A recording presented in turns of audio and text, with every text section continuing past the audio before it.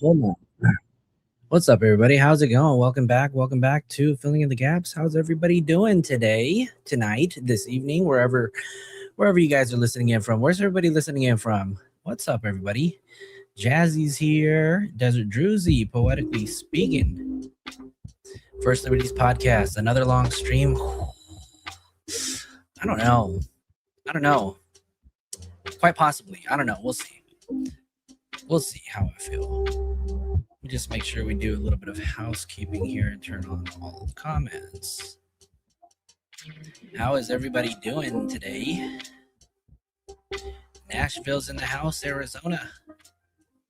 Hello again, everybody. I feel like I've seen everybody like a few times today. How's it going? Welcome back. Welcome back. Oceanside is in the building. Okay. Hello. What's up, our legal eagle? Sore and tired in Michigan. I can say the same thing here in Los Angeles. Sore and tired in LA. Innocent Killer, how's it going? Welcome. Wisconsin. Is that Wisconsin? WI? Hello, Naomi. Oh, holla, Naomi. Ramona's on Twitch. You guys were streaming on YouTube, Twitch, and Kick. So if you guys are in the vertical mode on YouTube and you guys don't like your view, you can change it. Just go to my page and select the live that you want to watch. Oh, Bean Baby. I was telling us, I was tripping out after you sent me that video, and I'm going to show it to you guys. You guys, we got some haters because somebody made a video of me and the Kick streamer that I was with yesterday and said that I was a part of David's Goon Squad. Can you guys believe that? Can you guys believe that? I am tuning in from work. You're here till 5 a.m. So stream as long as you want. Yikes. Well, we'll see what I can do. Don, North Alabama will welcome everybody. You guys are from everywhere. That means you guys are like in the future, so it's a lot later than 9 p.m. Put a 1 in the chat if you guys want to see that video. I'm about to show you guys. Shout out to Bean Baby for keeping an eye out and letting me know about this video, because when I seen it, I was like, oh hell. How does what is strategic put? Oh hell no. Oh, you guys really want to see it, huh? All right, Bean Baby. Shout out to Bean Baby for sending me this video, because she found this. Let me know. All right, I'm gonna find it for you guys. Let me see. You guys ready for this? Okay, hold on. You guys can hear it for sure. So let me go ahead and share this with you guys. I'm not gonna lie though, when I seen it, it made me laugh. I was in the background of a lot of news networks. Oh, what? I was? That's crazy. All right, you guys ready to see this? I'm about to show this to you guys. Here we go. David and his goons circle around today's trial. Hold on, we're gonna mute this. Can you guys see that? I'll just play some music in the background. We're not gonna play the song.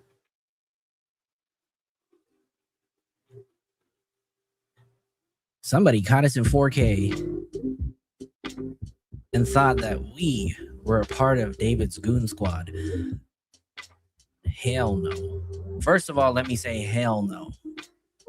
Anybody who knows we are not for David over here. Yeah, not David's goons. What idiots, right? Yeah, what? I am not a gooner.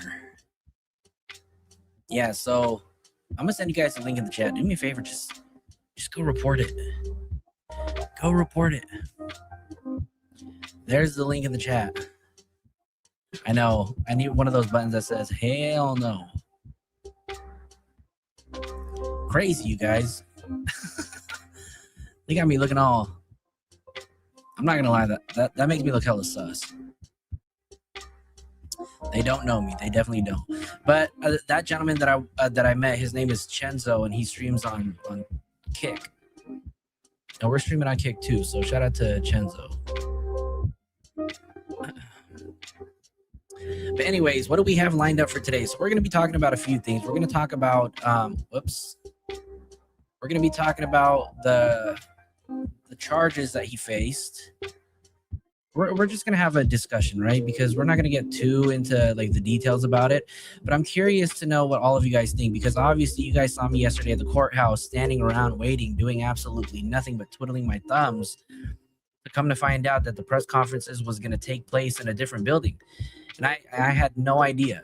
So yeah, maybe we'll reach out to him. But you know what? He was telling me that a lot of people in his chat they're all trolls. So, you know, to the beautiful people that are here in this live, I appreciate you guys for being such a dope group of people.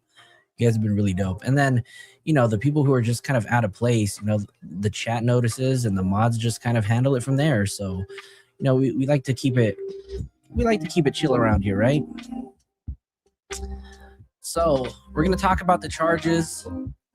We're going to talk about a story that we talked about months ago, right? Remember how I told you that there were multiple victims, right? There has now been a victim statement that has come out. So we're going to be talking about that and see, you know, I want to get your thoughts on everything. Yeah, do me a favor. Carenza says, hit the like button, you guys. It's free. All we're trying to do. I appreciate you. I mean, Blondie. Thank you. Those might get taken down soon. A lot of people have been reporting it, so I appreciate you. Yeah, don't feed the trolls. Don't feed the trolls. So, the charges, you guys. How do you guys feel about these charges? Do you guys feel like these charges are good? Or do you think that they are not good? What's everybody's thoughts about it? I want to know what everybody's thoughts are. I'm going to turn this down just a little bit. David won't get off, in my opinion. I hope not, Peekaboo. I hope not. But I feel like 40 terabytes of evidence is something that is going to be irrefutable, right? There's no way. I don't know. I just think it's crazy. Yeah, hit the like button like it's David's face. There you go. Let him know, Kimberly. Let him know. So let's talk about these charges, you guys. Well, really quick, just kind of briefly skim through these, right? Because we know that there were 3 charges that were brought against David Anthony Burke. And the first count is the first count of murder. Penal Code Section 187.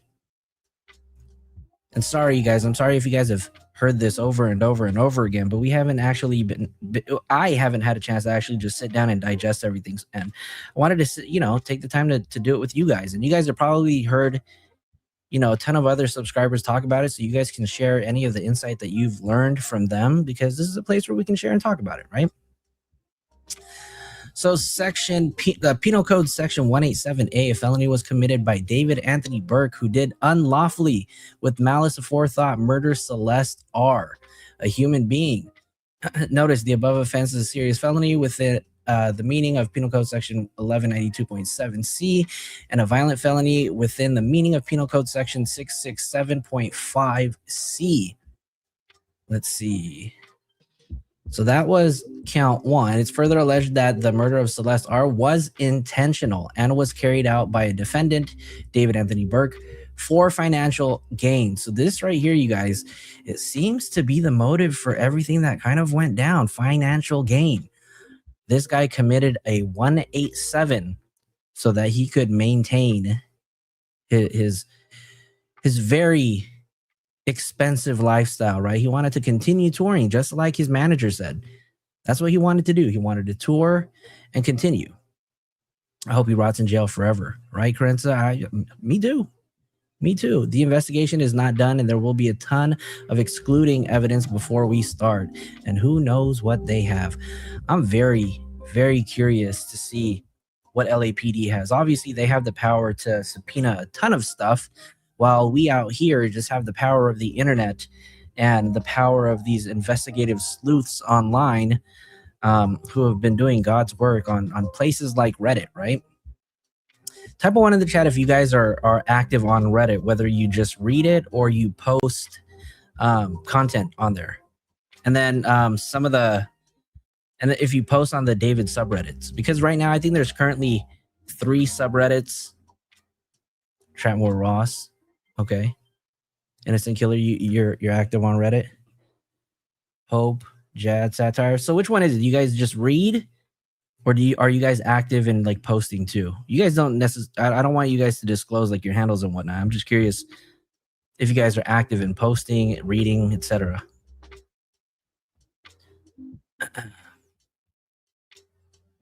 Okay. Okay. We got some ones, got some twos. I mostly read. Cool. I mean, there's a ton. There are hundreds, maybe even thousands of people who are coming to the Reddits on a daily just to kind of read and see what the scoop is. And it's crazy the stuff that you can read on there, the stuff you'll find out about this case, you know.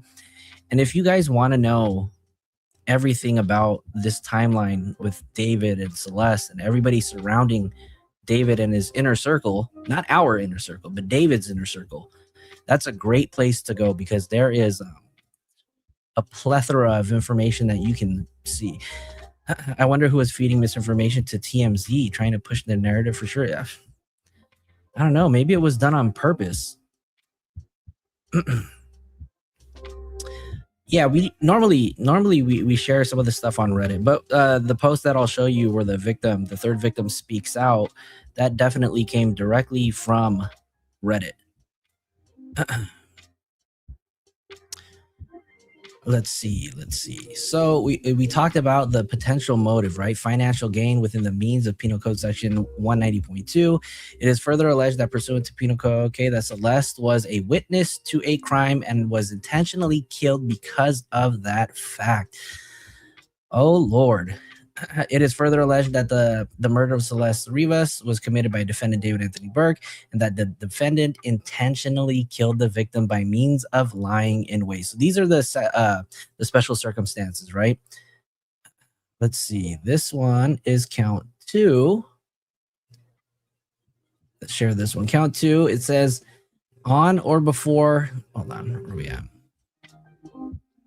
Okay, it's further alleged that in the commission and attempted commission of the above offense, the said defendant David Anthony Burke personally used a deadly and dangerous weapon to wit, sharp instrument, said use being element of the above offense within the meaning of Penal Code Section 12022B1, and causing the above offense to be a serious felony within the meaning of Penal Code Section 1192.7C23. All right, you guys, so this is crazy. So if you see the first date that's listed right here, right, it says September 7th, 2023, which is roughly about 3 years ago, right? September 7th is Celeste's birthday. Isn't that crazy?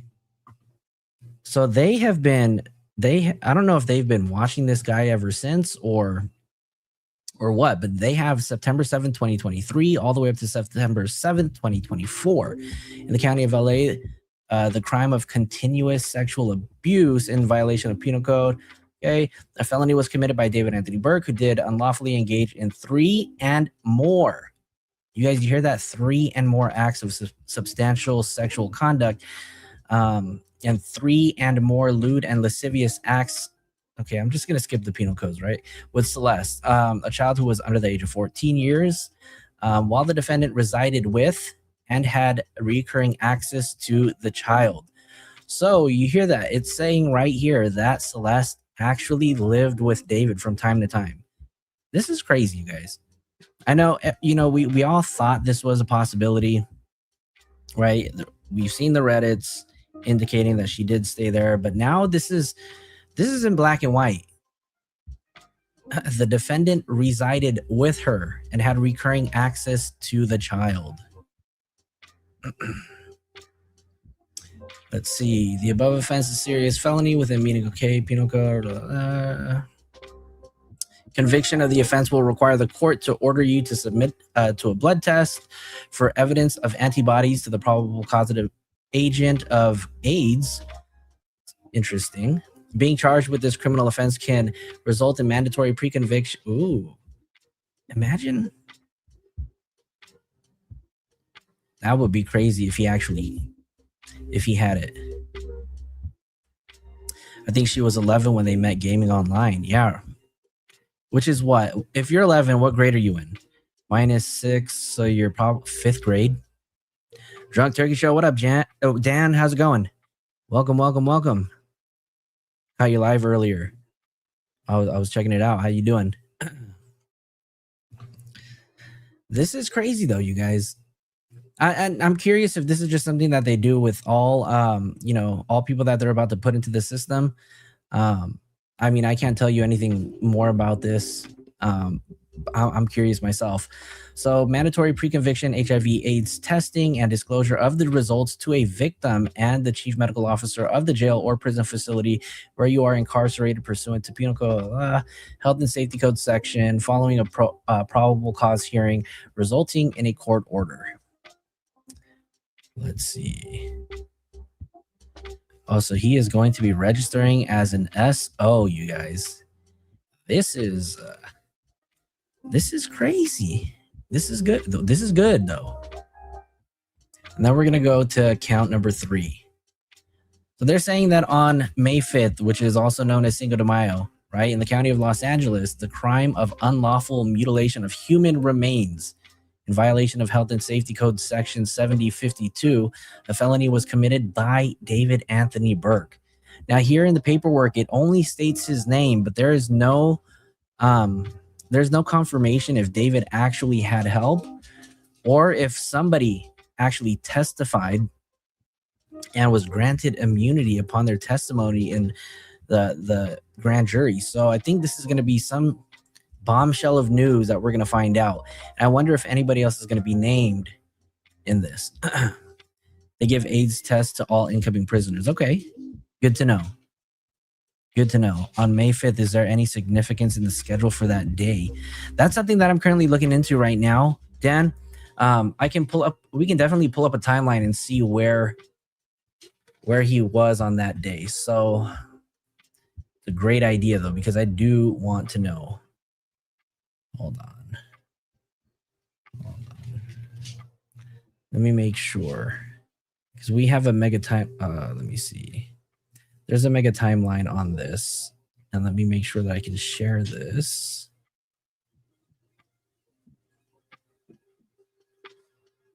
Let me pull this up really quick. So let's take a look. Open image in a new tab. Bring this right over here, because that's a great point, Dan. Thank you for bringing that up, because I haven't actually had a chance to take a look at the timeline, and you guys are going to see it here. All right, so let's see. We're going to talk about this right here, right? So we know that on April 23rd, right here. So it doesn't actually have anything specifically for 4/23, but there was 4/25/25, the album Withered was supposed to be released, right? I'd love to know why his parents pulled him out of school. Was he already showing signs of being a weirdo at that point? He probably was, right? We know that David's been a weirdo for a long time. Mac Dizzle, you're here. You are here. So I think it's very ironic, though, right? That she lost her life on April 23rd. It's believed that she lost her life on April 23rd, and 2 days later, the Withered album was supposed to come out. They dropped the Withered album. And it's believed that this Withered album was just a complete story of his experience going through the motions of getting rid of Celeste. Dan said, I personally think that he broke up with her. She threatened to report him. She was feisty, and then he invited her over, and it went south, obviously. I think so. That's probably exactly what happened, right? He probably pretended to kind of, say things were better, that he missed her, and kind of lured her back to the house. But I also want to know, how did Celeste get back to David's house? Because we know, as a 14-year-old, she's definitely not driving. Although I do think that at some point, David let her drive the Tesla. right? That she was probably learning or, practicing driving on that Tesla. Enforcer Motorsports said, I remember Steve said they found a knife in a bowl in one of the closets of the mansion. And yes, that is absolutely true. And we actually have those photos. Got to find them really quick, though, because where are they at? Let me see. Because we do have a photo of all the knives that were found in the house. But I do have to find them. Here we go. Found them. So do you guys remember this? This was also in the music video. But look at all these knives.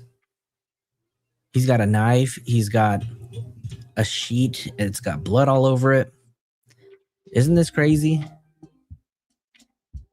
So he definitely, he probably had Uber pick her up. That's what I was thinking earlier this afternoon. Either that or somebody at his home went and picked her up, right? Jury consultant and an expert in body language and facial expressions, he gave his thoughts on David, and it was interesting. Tambo, send me that link. J Rabbit said he must have had picked her up. So, well, the court documents specifically say that she came to him, right? But I don't know if that could also mean that he went to pick her up. I think that he could have sent a car. Probably, right? I know that the first time that it was reported that she was missing and the email was sent, they said that the very next day that she was returned home. Does anybody remember if it was law enforcement that took her home? Or was it somebody from David's side that took her home? Jay Brady, you're back. How does it feel? Your boy got arrested. How you feeling about that?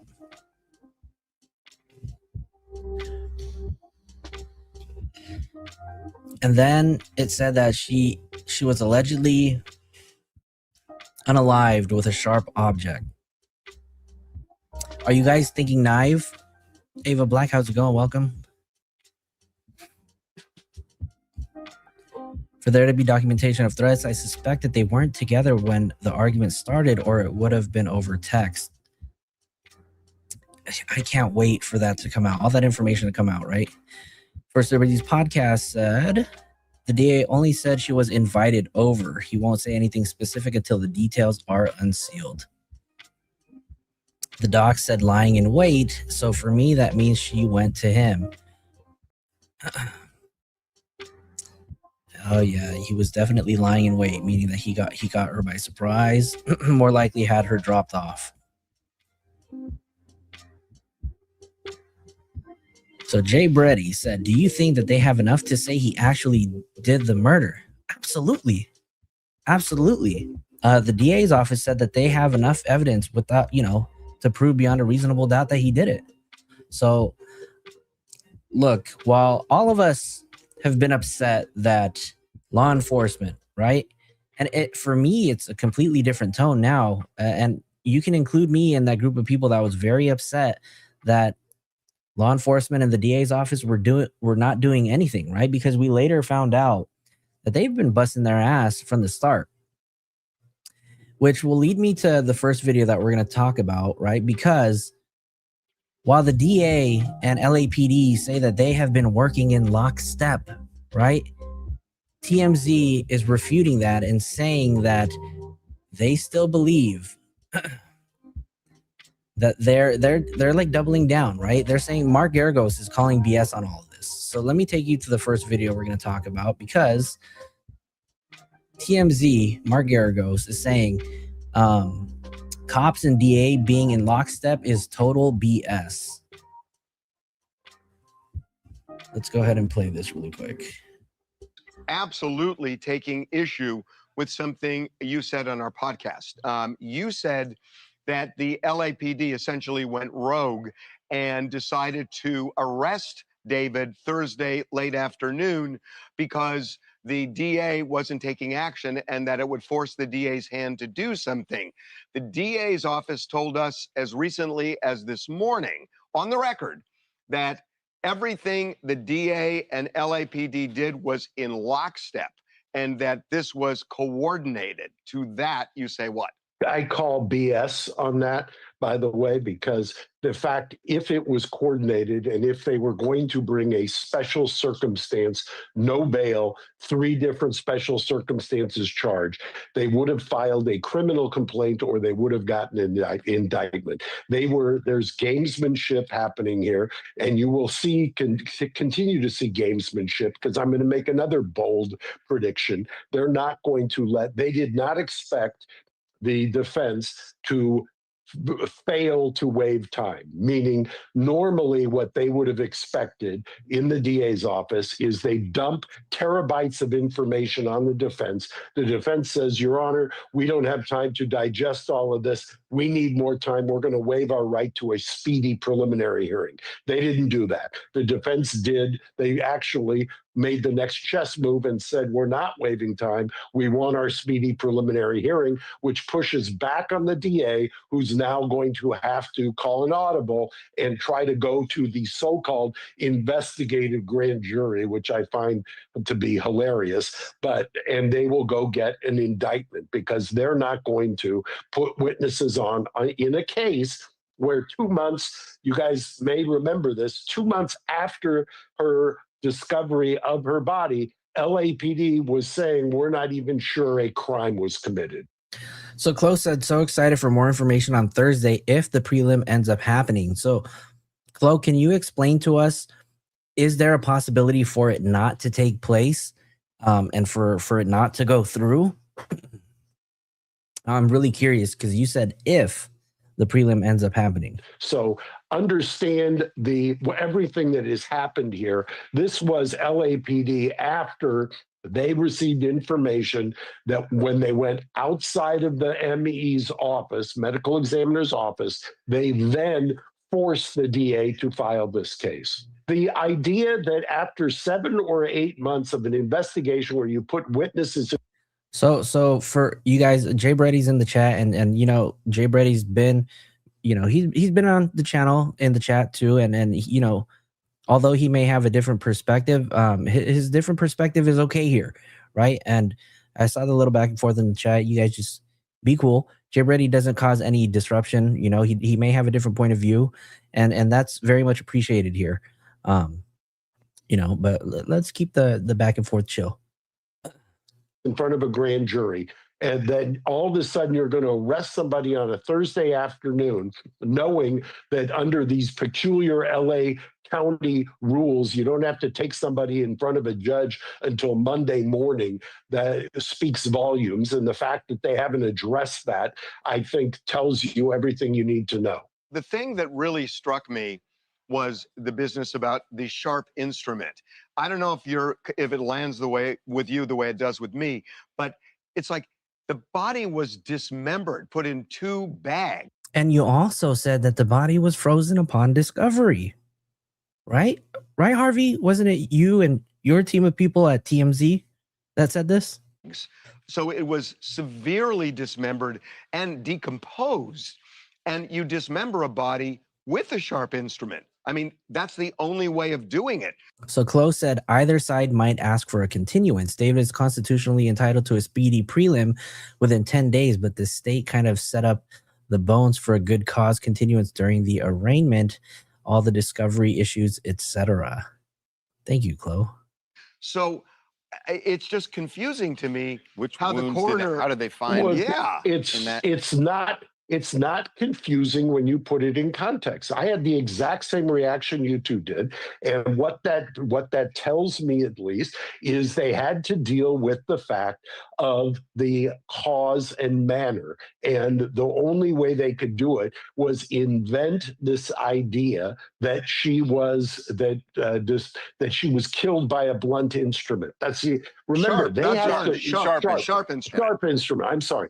And they have to navigate that, because that's the only way that they can come up with some kind of an And I agree, you guys. TMZ is you know, a tabloid, And you know, their goal is to be first at everything, even though we know that they're not first, right? But whatever the case is what it is, right? But you know, we do show TMZ over here because they've inserted themselves in this case, and you know, sometimes we just have to talk about it, right? We don't necessarily have to support it, but because they are very active in reporting the breaking news on this, we do have to talk about it, right? And I think it's good to get everybody's opinion. Explanation. There isn't any expert who's going to say beyond a medical certainty.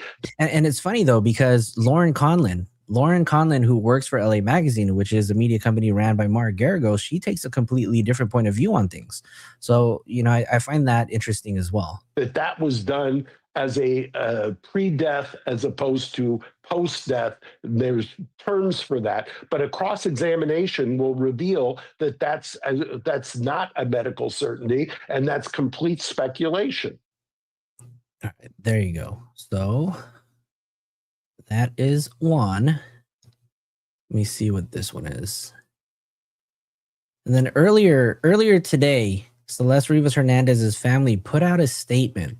So we're going to go ahead and take a look at that, right? 7 months since her body was discovered, and 7 months later, her family finally decides to respond.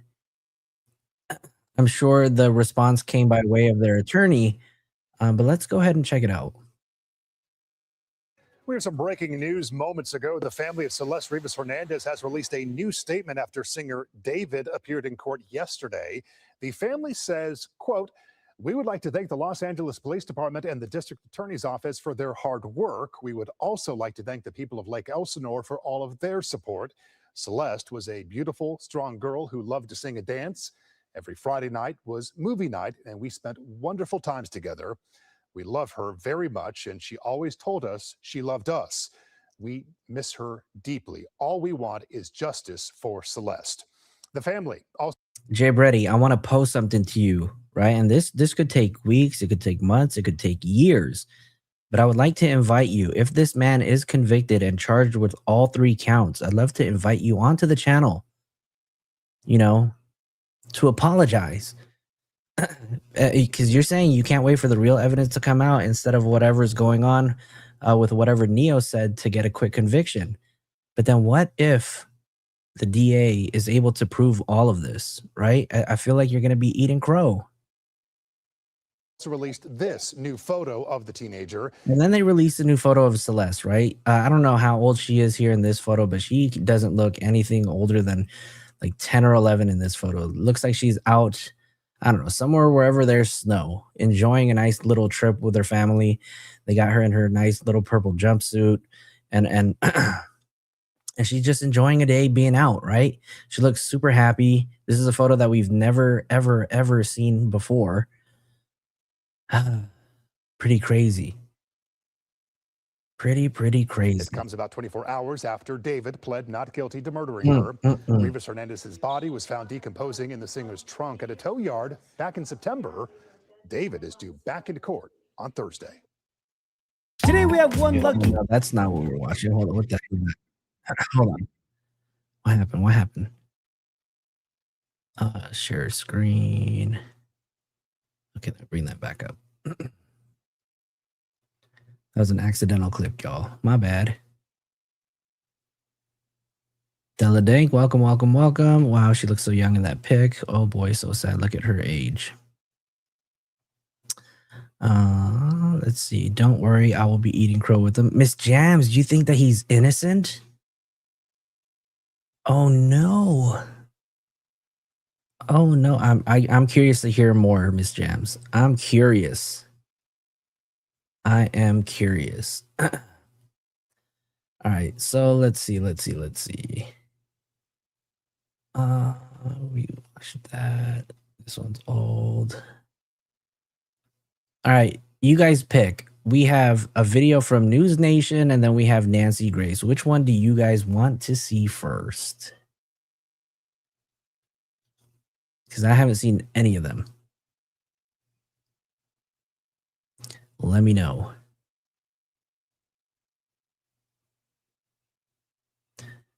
Yeah, we definitely need more evidence, and we're gonna get more evidence, right? We just gotta be patient. We just gotta be okay. News Nation. All right, let me go pull that one up really quick because I just lost it. Let us find it. Oops, not shorts. We want the video. Where is it? Where is it? Is there another one?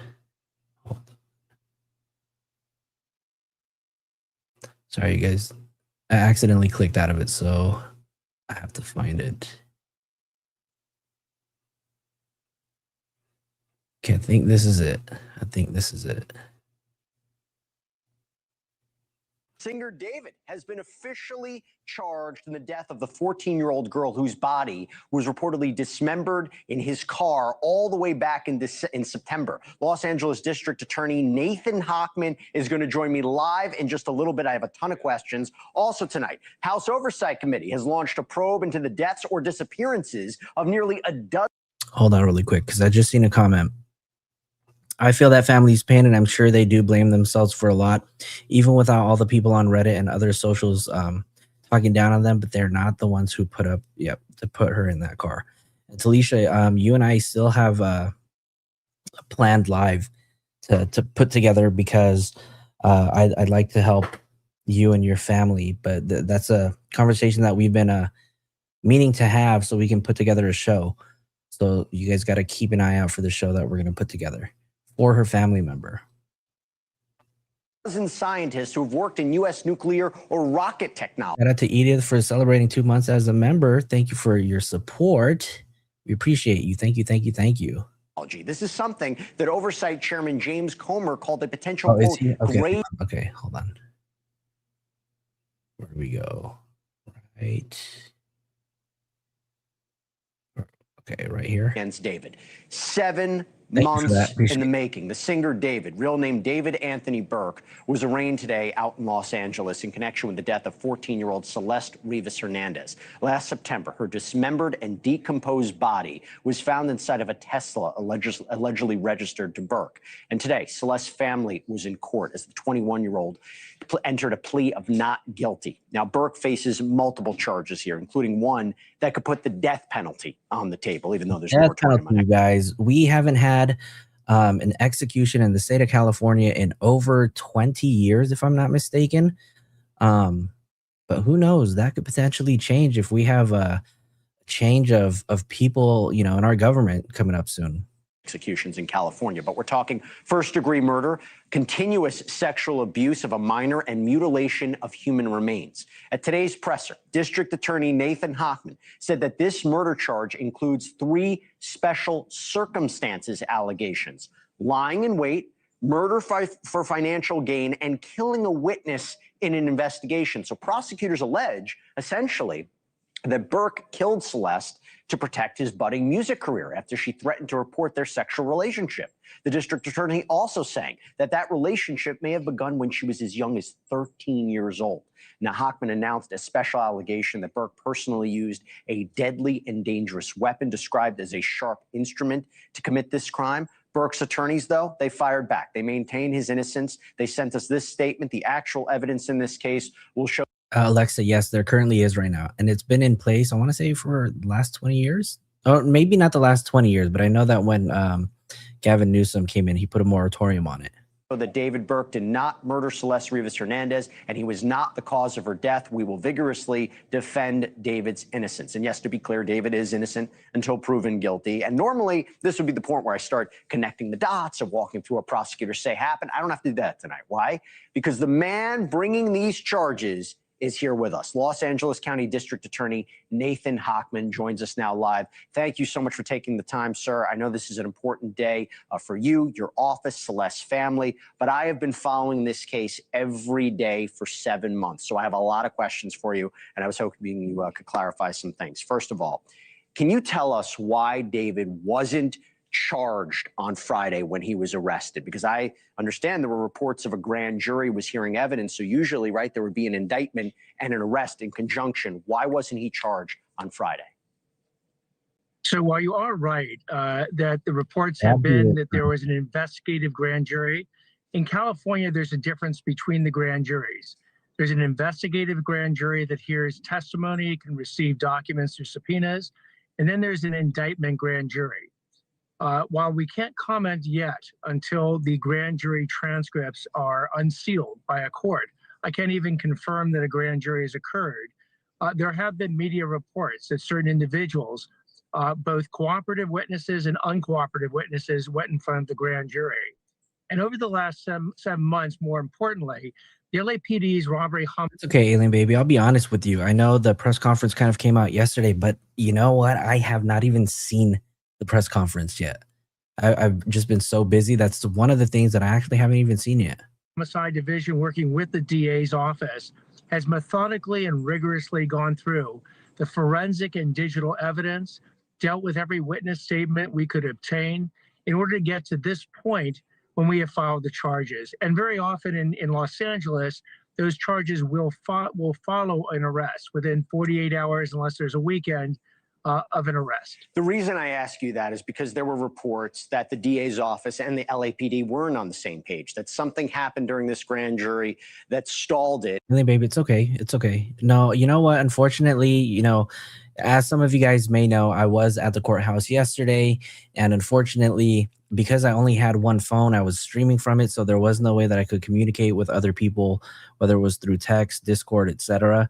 So I was outside of the courthouse waiting for the press conference to take place, and then come to find out it took place in a different building, right? And by that time, I had all of my camera gear set up, and you know, this was my first time attending a press conference, and the equipment that I brought was just way too expensive for me to feel comfortable leaving.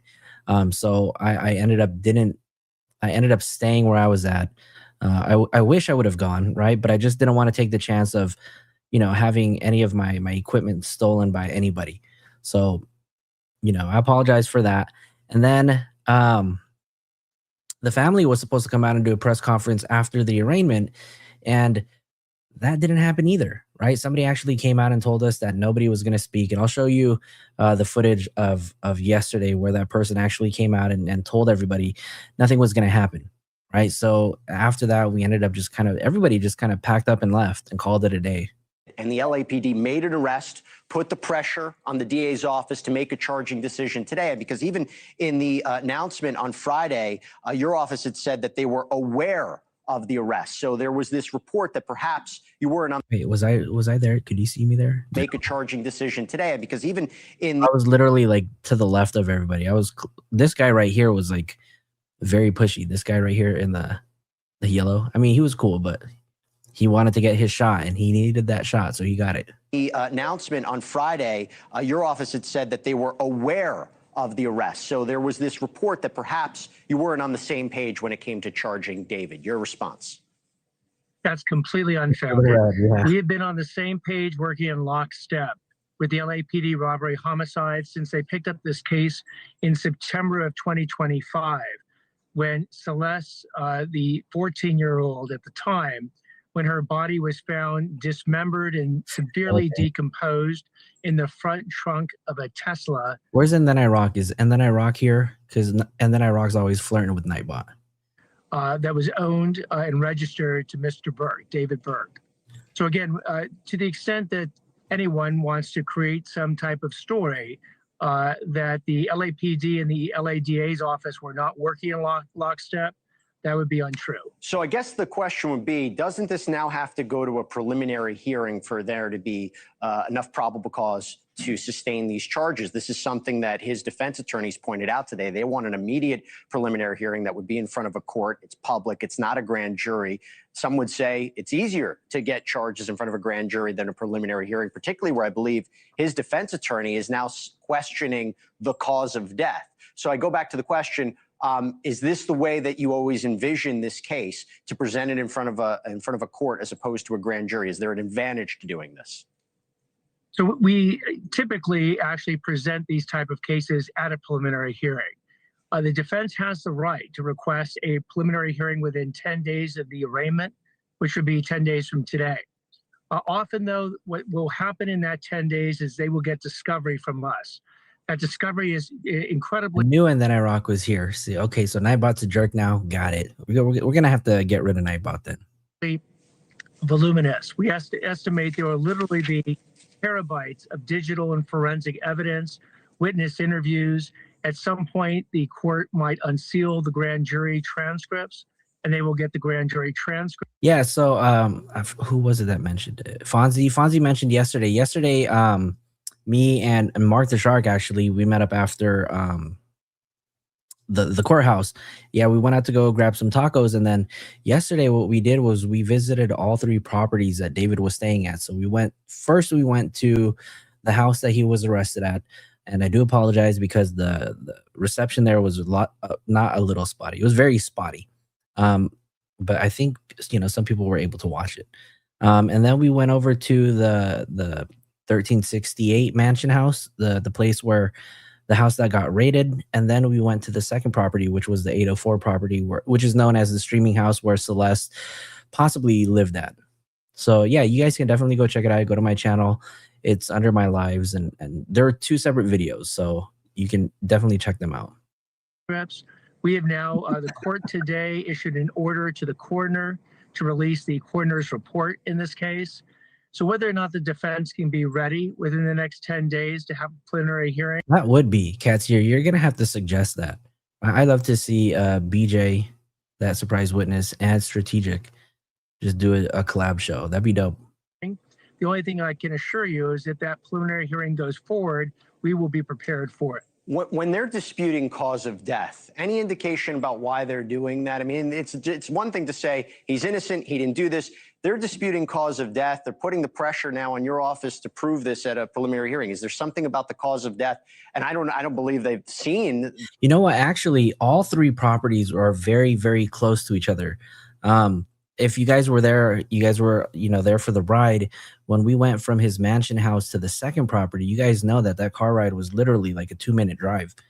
And, you guys should just go check it out, right? It's on my lives. It's still there. So you guys will have an opportunity to check it out. But when we went to the arrest house, we noticed that the handle on the black gate was not there anymore, which was crazy because I think that's where police officers, law enforcement took the battering ram and just removed it. Unless somebody came and took it off to replace the locks, but there was nothing there. The coroner's report, anything you could say that might raise a question about why they're raising a question about that? Again, they haven't seen the coroner's report either. So the idea that there's a question over a report that they haven't seen yet and the cause of death, again, the defense will engage in whatever strategies and tactics and make whatever statements they have. At the end of the day, though, we will prove our case in court. At a preliminary hearing, it's by a preponderance, a probable cause level of evidence. And in a trial, it will be beyond a reasonable doubt. Can you clarify something? Again, it came out today, but I just want to make sure I'm accurate. Your theory of There you go. We got Obsidian in the chat. Obsidian, you got to make it happen. Make it happen. I'd love to see that. That would be something awesome. Case is that Burke allegedly lured Celeste out to this property, that she was going to report. Was she going to report him to the police about their relationship? And that is why he killed her. And if I'm correct, how do you intend to prove that?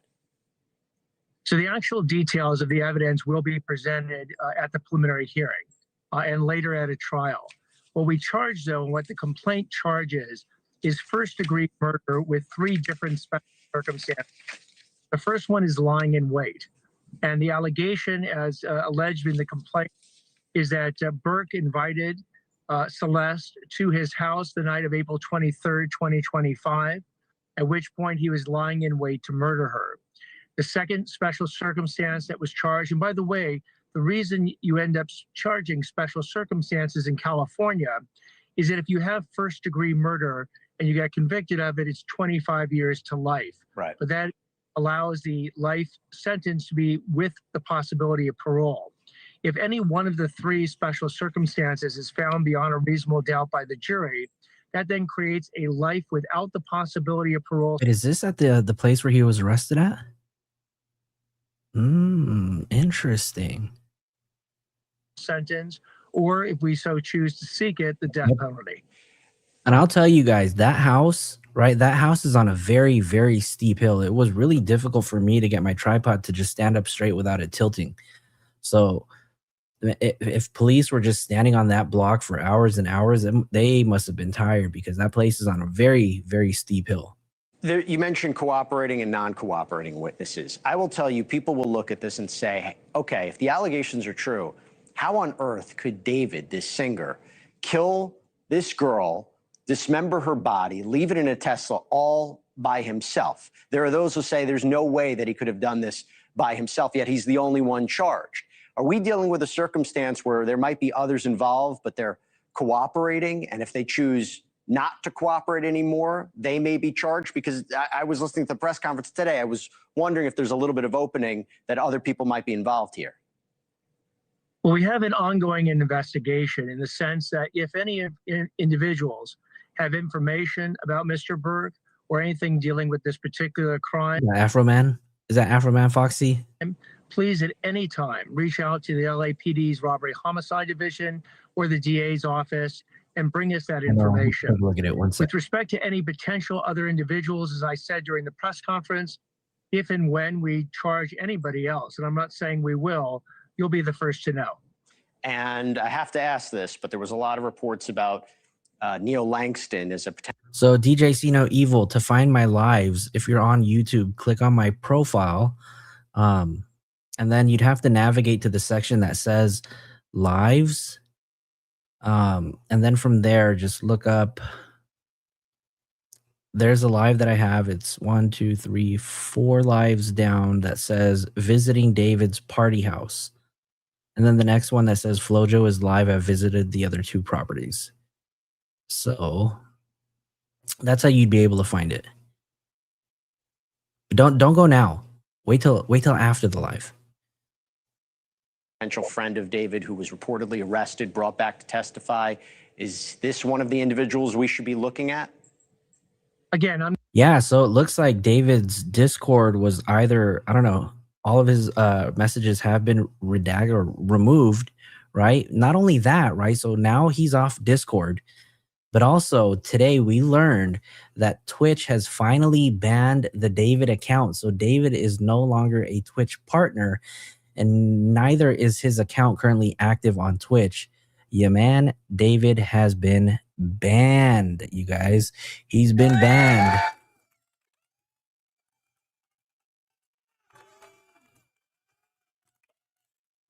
I'm not going to comment one way or the other about any particular additional individuals or whether there are any additional individuals. What we did with respect to individuals who wanted to either cooperate. Good question, right? Who knows? Apparently, I heard earlier, but I can't confirm if this is correct, but apparently there has been a new song that has been leaked. And I don't know if this is something a part of his label, but we'll play it. And if this thing gets tagged or flagged, we'll just remove that part of the live. But I'll let you guys listen to the new track that was supposedly leaked overnight or since the day he was arrested. So, well, no. It's not on Spotify. Somebody posted it on Reddit, but we haven't been able to confirm it yet. With our investigation, or we're uncooperative, is that they often receive subpoenas to come in and testify in order for us to get the information to make the decision we made today to file these charges. You called this a parent's worst nightmare. Based on everything I've seen in this case and what you described today, you're 100% right.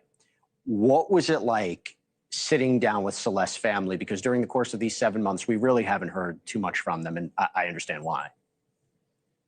You know, I mean, as any parent, and I am a parent of 3 children, can appreciate, when your daughter goes missing, and she went missing the night of April 23rd, 2025, and days go by, first hours go by, then days, then weeks.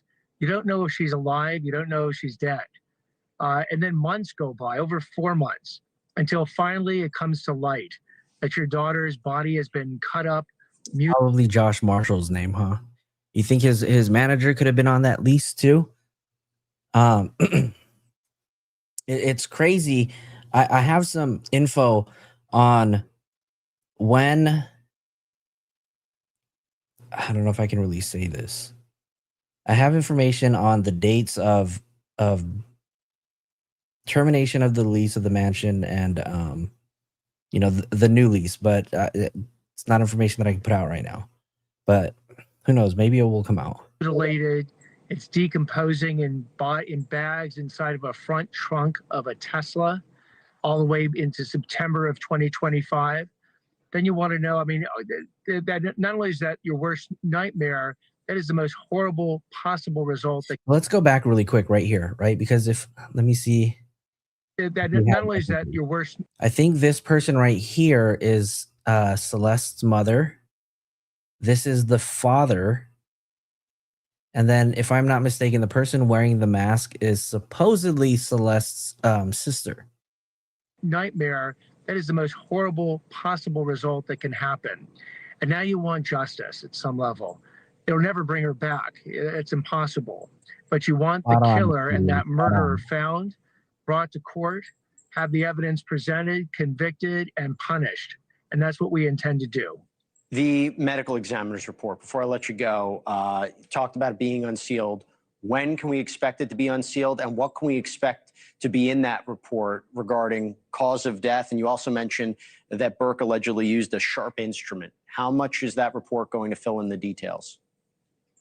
Until that report's public, I can't comment on it, but I will tell you that the judge issued the order today to the coroner's office to make it public.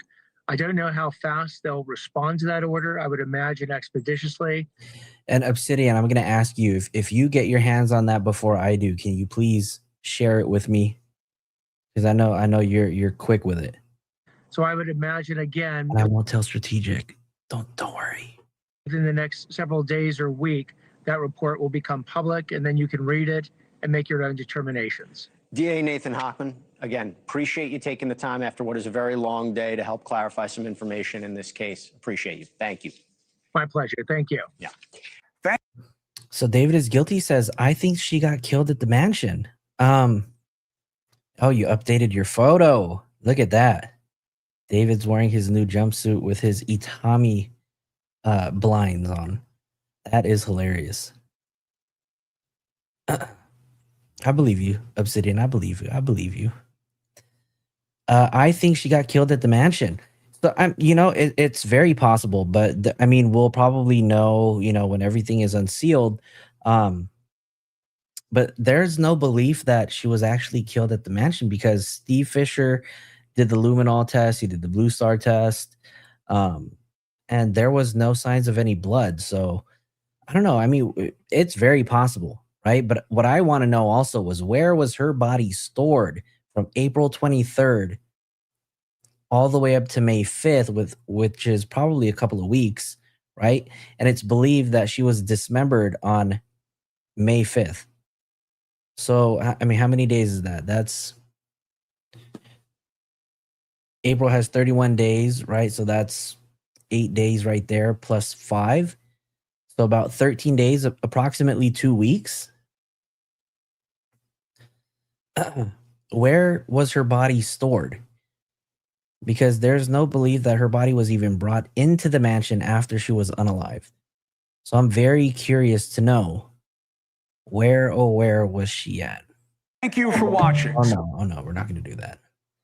LA Magazine just came out with a video too regarding the complaint and the preliminary hearing. Do you guys want to watch that before we jump into Nancy Grace?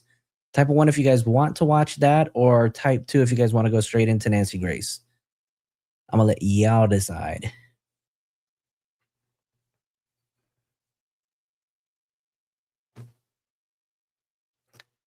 You know what? Anything's the garage. Shut up, Cuomo, right? Let them know. 1. Okay, so you guys want to do LA Mag first? All right. Hold on. Let me move this over. Let me move this over here. Let's watch this. All right. Shout out to Lauren Conlin. Here we go, y'all. Anthony Burke, aka Singer David, is due back in court tomorrow, April 23rd. And if you've been watching and following along with this heartbreaking and very, very disturbing case on Los Angeles Magazine, you will know that he was formally charged by the DA's office on Monday. And it's not just murder, but I'm going to get into the criminal complaint in a minute because I haven't actually done that yet. But I want to go over David's arraignment and the fact that his attorney, Blair Burke, is literally fighting like hell for him. And look, that is, of course, the job of any defense attorney. But I was like, wow. I'll play the clip for you right now from yesterday, and then I'll explain what happens next and what this all means, because his attorney, Blair Burke, is asking for a preliminary hearing. And what a preliminary hearing does, and it's not, it doesn't necessarily happen in all states, but a prelim hearing allows the judge to see all of the evidence to determine whether or not there is enough evidence for the case to move forward to trial. So Blair Burke, during the arraignment, she's like, oh no, I want to see grand jury transcripts. I want to see the medical examiner report. And she said, I want that unsealed. And by the way, it should be unsealed any minute now. But let's get into it. I'll play this for you. It's very short, this clip. David, and look, I heard this outside the courthouse. A man, I don't know if you guys heard this, but a man came to the PM right after the arraignment and he said David looked really nervous. His eyes were darting all around. I didn't really see that from him in this clip. You guys can judge for yourself, but he didn't seem to look nervous at all. He really had no expression, but let's just play it. Let's play it and then we can decide. We believe the actual evidence will show David Burke did not murder Celeste Rivas Hernandez. Look at him just staring at the judge. This is crazy because I haven't seen any of these videos yet. I've listened while the other creators have been talking about this, but I was never like watching the video, so I haven't seen this. This is crazy. And as nor was he the cause of her death.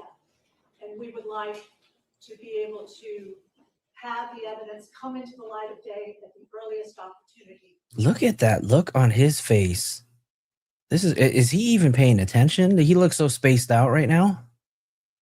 In order to establish that. Mm. We're asking for April 23rd as a 3 of 10, Your Honor, as in the robbery homicide unit to the press. So we would again. And April 23rd would mark 1 year.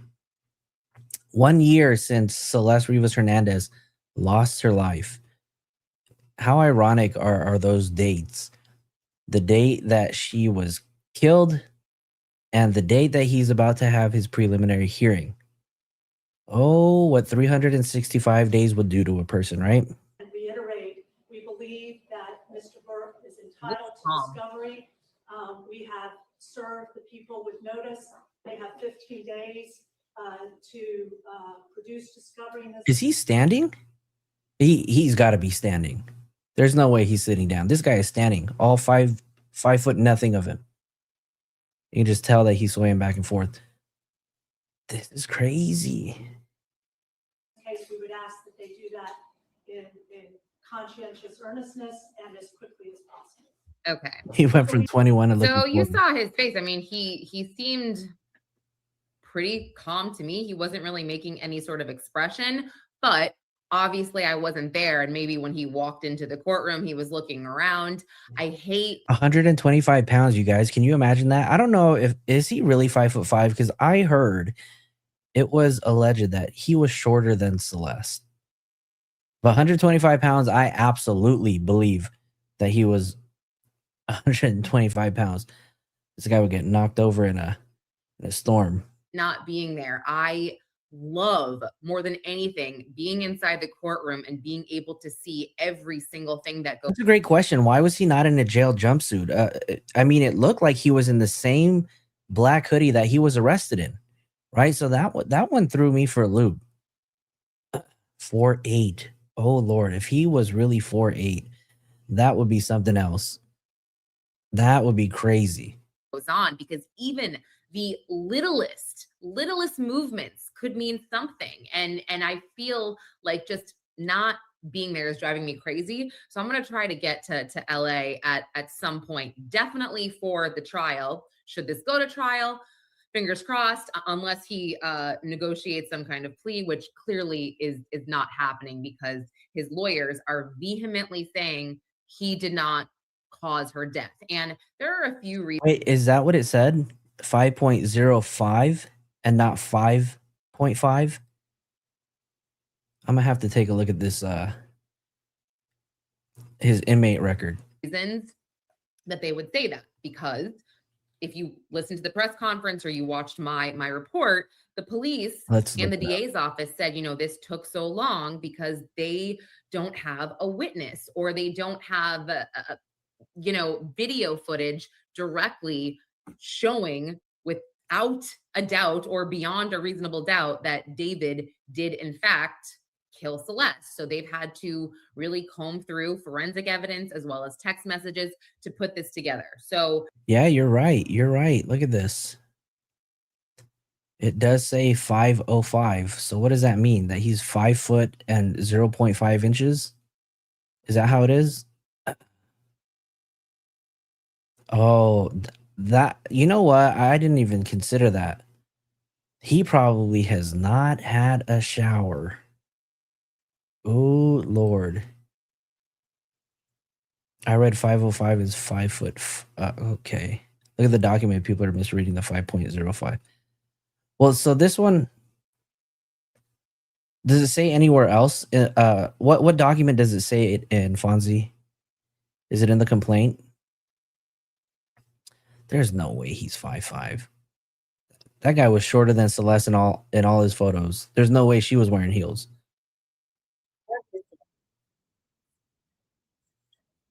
As Blair Burke said, so she has given the people of Los Angeles, the prosecutors, 15 days to deliver this discovery to them so they can comb through it and see exactly what they have. And she is going to really make her case here that David wasn't responsible. So I am very interested to hear exactly what his defense is going to be, because again, everybody has a defense. Everyone is entitled to one. And yeah, I'm just very, very curious. But if you ask me, he did not seem nervous at all. I have seen a lot of comments online about, and I think if you watch the Beyond a Reasonable Doubt podcast where I was on with Mark Garagos, I had noted that his weight was like 125 pounds and he was 5'5", I believe. And even Lauren Conlin's getting it wrong. I don't know. Yeah, Celeste was 5'2", and it was alleged that he was only like 5 foot 5'1". So 5'5" is he had those step-ins in, y'all. He was wearing those step-ins. There's a lot of comments that, yeah, that he's really small and that might not be great for him in jail or in prison. And I mean, I like 125 pounds. That's nothing. I haven't seen that since high school. Damn, even Lauren Conlin is clowning on him. Damn. David's taking the L. But I mean, if he's 125 pounds, think of how small Celeste was. Okay, so let's also pull this up. This tab. So, okay, somebody said the bribe photo, and actually I just got that video or that photo. So let me show that to you in comparison, right? So if we're taking a look at this, right, this is David standing next to another teen. God, he just looks like a little person here, doesn't he?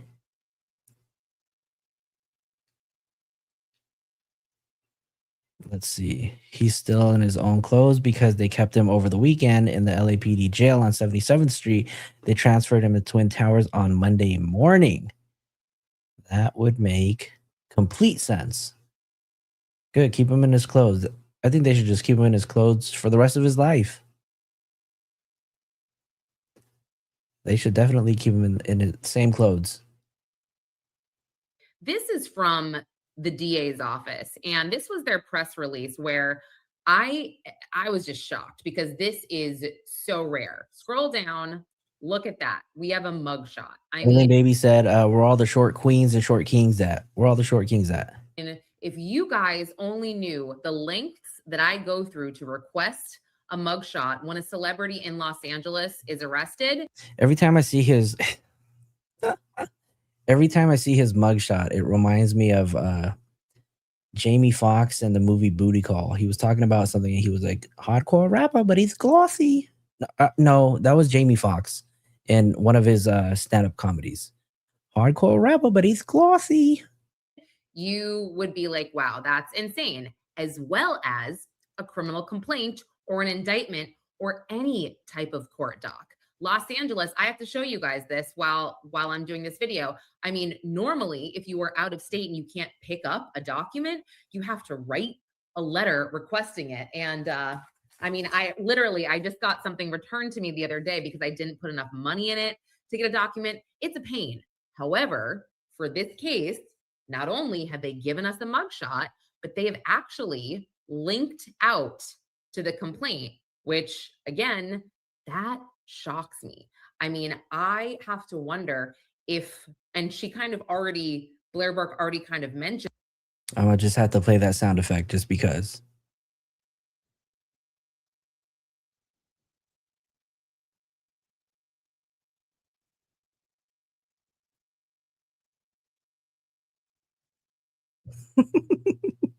In this about sharing certain things with the press.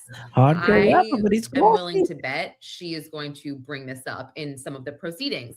She will definitely want a gag order from the DA's office, from the LAPD. She's not going to want them to talk to anyone from the press until after trial. I'm willing to bet. So I'll make this a little bit bigger. But this is the criminal complaint. And again, it is just a complaint. It is not an indictment. And if there was an indictment in this case, we wouldn't have to go through a preliminary hearing. I just want to point that out. But clearly the arrest was based on probable cause and not a grand jury indictment, which again is most likely why David's attorney, Blair Burke, wants the grand jury transcripts. She wants to see how... Woman, you're a fool. 6'7". 6'7". Either one, they didn't indict, or possibly it resulted in a no bill, or Beth Silverman didn't get the witnesses that she wanted. And I go back to thinking about David's family. So anyway, here we go. This lists the charges. Yes, Flacco said, damn, everyone's so small. It's okay. Stand tall. I'm a short queens. Stand tall. On or about April 23rd, 2025, in the county of Los Angeles, the crime of murder in violation with Penal Code Section 187A, a felony was committed by David Anthony Burke, who did unlawfully and with malice aforethought murder Celeste R., a human being. I'm short too. I got that Filipino gene that said, you're going to be short for the rest of your life. So I'm short too. Don't worry. I'm going to go down a bit. So there's nothing that's seriously new here that we didn't discuss and that wasn't listed in the press conference. But this is where it kind of says he did it for financial gain. Further alleged that she was intentionally killed because she was a witness to a crime involving her being a minor and them being in a sexual relationship. And then also because the defendant intentionally killed the victim by means of lying in wait, meaning he allegedly lured her to the home. And then they add that he personally used a deadly and dangerous weapon, to wit, sharp instrument, and said use of not being an element of the above offense within the meaning of penal code, blah, blah, blah, and causing the above offense to be a serious felony within the meaning of penal code section 1192.7C23. So then we go into count 2. So that was all pertaining to count 1, the murder charge with the special circumstances, which it's life in prison or the death penalty. The DA's office said he wasn't sure about the death penalty. And now we get into count 2, the continuous sexual abuse on or between September 23rd to September 24th. They are alleging that they engaged in 3 or more acts. So, Miss Jams, you had a question that said, who was actually getting financial gain? So this is not to be misinterpreted as David was going to receive some sort of financial compensation for what he did, but this was to, in fact, save his career.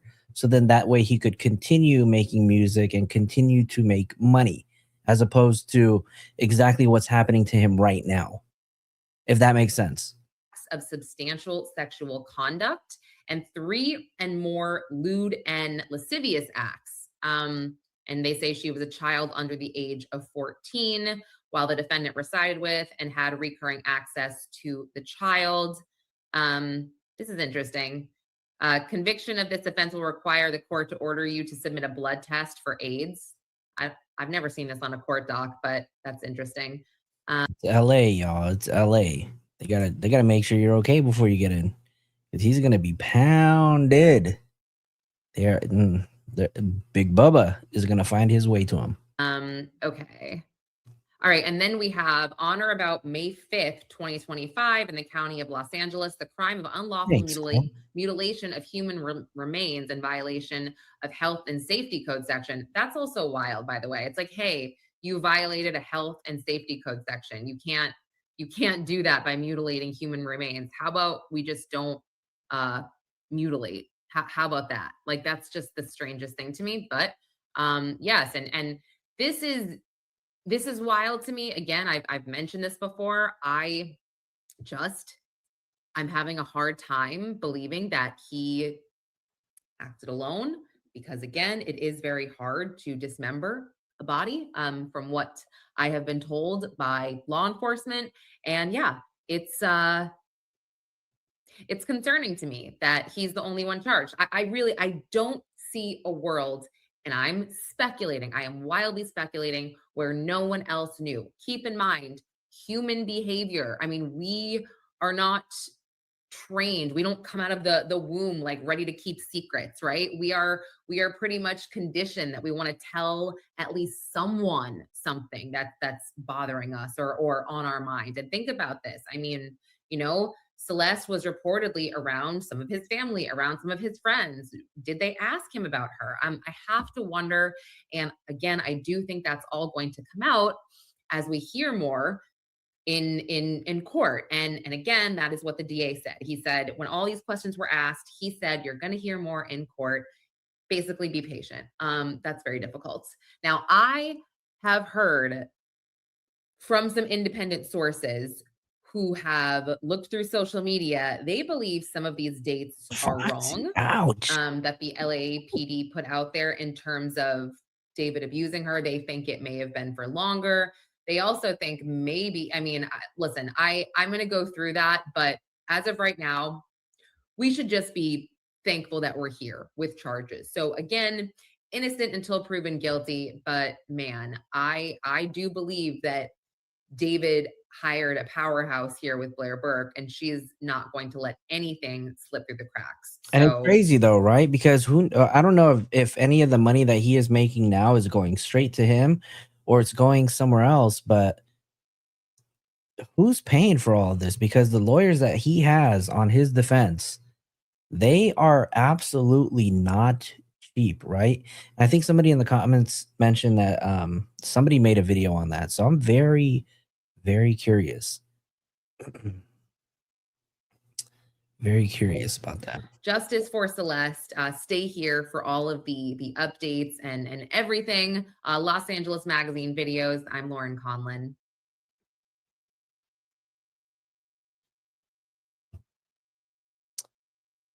Oh, there's 5 grisly details exposed in the murder. Do we want to watch that? You guys want to do this one instead of Nancy? I know some of you guys are tired of Nancy. Tisa addresses the cost. Okay, and Tisa tells.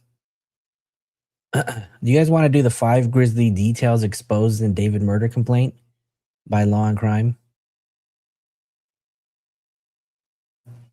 Okay, so Chloe has clarified, and Chloe is our legal correspondent on Filling in the Gap. She said that warning about the testing accompanies all sex crimes. In California, generally, mandatory pre-conviction testing for defendants in these types of cases. So if Chloe is saying it, I believe her. I believe it. right, you guys want to watch this one? We'll watch this. We Mind you, there might be some stuff that we've already heard, we've already talked about, and then after this video, I'll discuss the third victim speaking out, and then we'll call it a night. We'll keep it a little short, you guys. I'm still a little tired from yesterday. Now, I didn't go to work today. I woke up and I felt like shit, and so we just hanging out tonight. So. believe that Mr. Burke is entitled at the earliest opportunity to an open preliminary hearing and the proceedings not. Yeah, this guy looks very skinny. This opportunity to an open preliminary hearing and the proceedings not be done in secret. So we are asking for a preliminary hearing to be set at the earliest possible date. David was in court. The criminal complaint, including the complex murder charge, has been made public. And I interviewed the Los Angeles County District Attorney about what is going on right now. He interviewed him twice? Lot to get into with the latest in the murder case of David, the man accused of brutally killing. I'm not going to lie. They went hard on this edit. Look at this production that they're putting into Sidebar. They're not normally this crazy. A 14-year-old girl. We want to break down the statements, what to expect from an upcoming hearing, whether this is a strong case, what the evidence may be. Is there a tension between the LAPD and the DA on charging David? A lot to get into. We're going to start right now. Welcome to Sidebar, presented by Law and Crime. I'm Jesse Weber. Do me a favor, if you guys haven't already, please hit that like button, hit that subscribe button. Please, please, please. All it does is help out the channel. It helps us put us out in the algorithm, you guys. Please, please, please hit that like. It's free. By the way, if you're into content creation, if you're putting things out on social media, have you ever... Yeah, no. Okay, you're going to talk about Opus, right? Yeah, how do I know? 50% off. So a lot more, David. 50% off. Wait, is that how you're making these videos? I might have to sign up.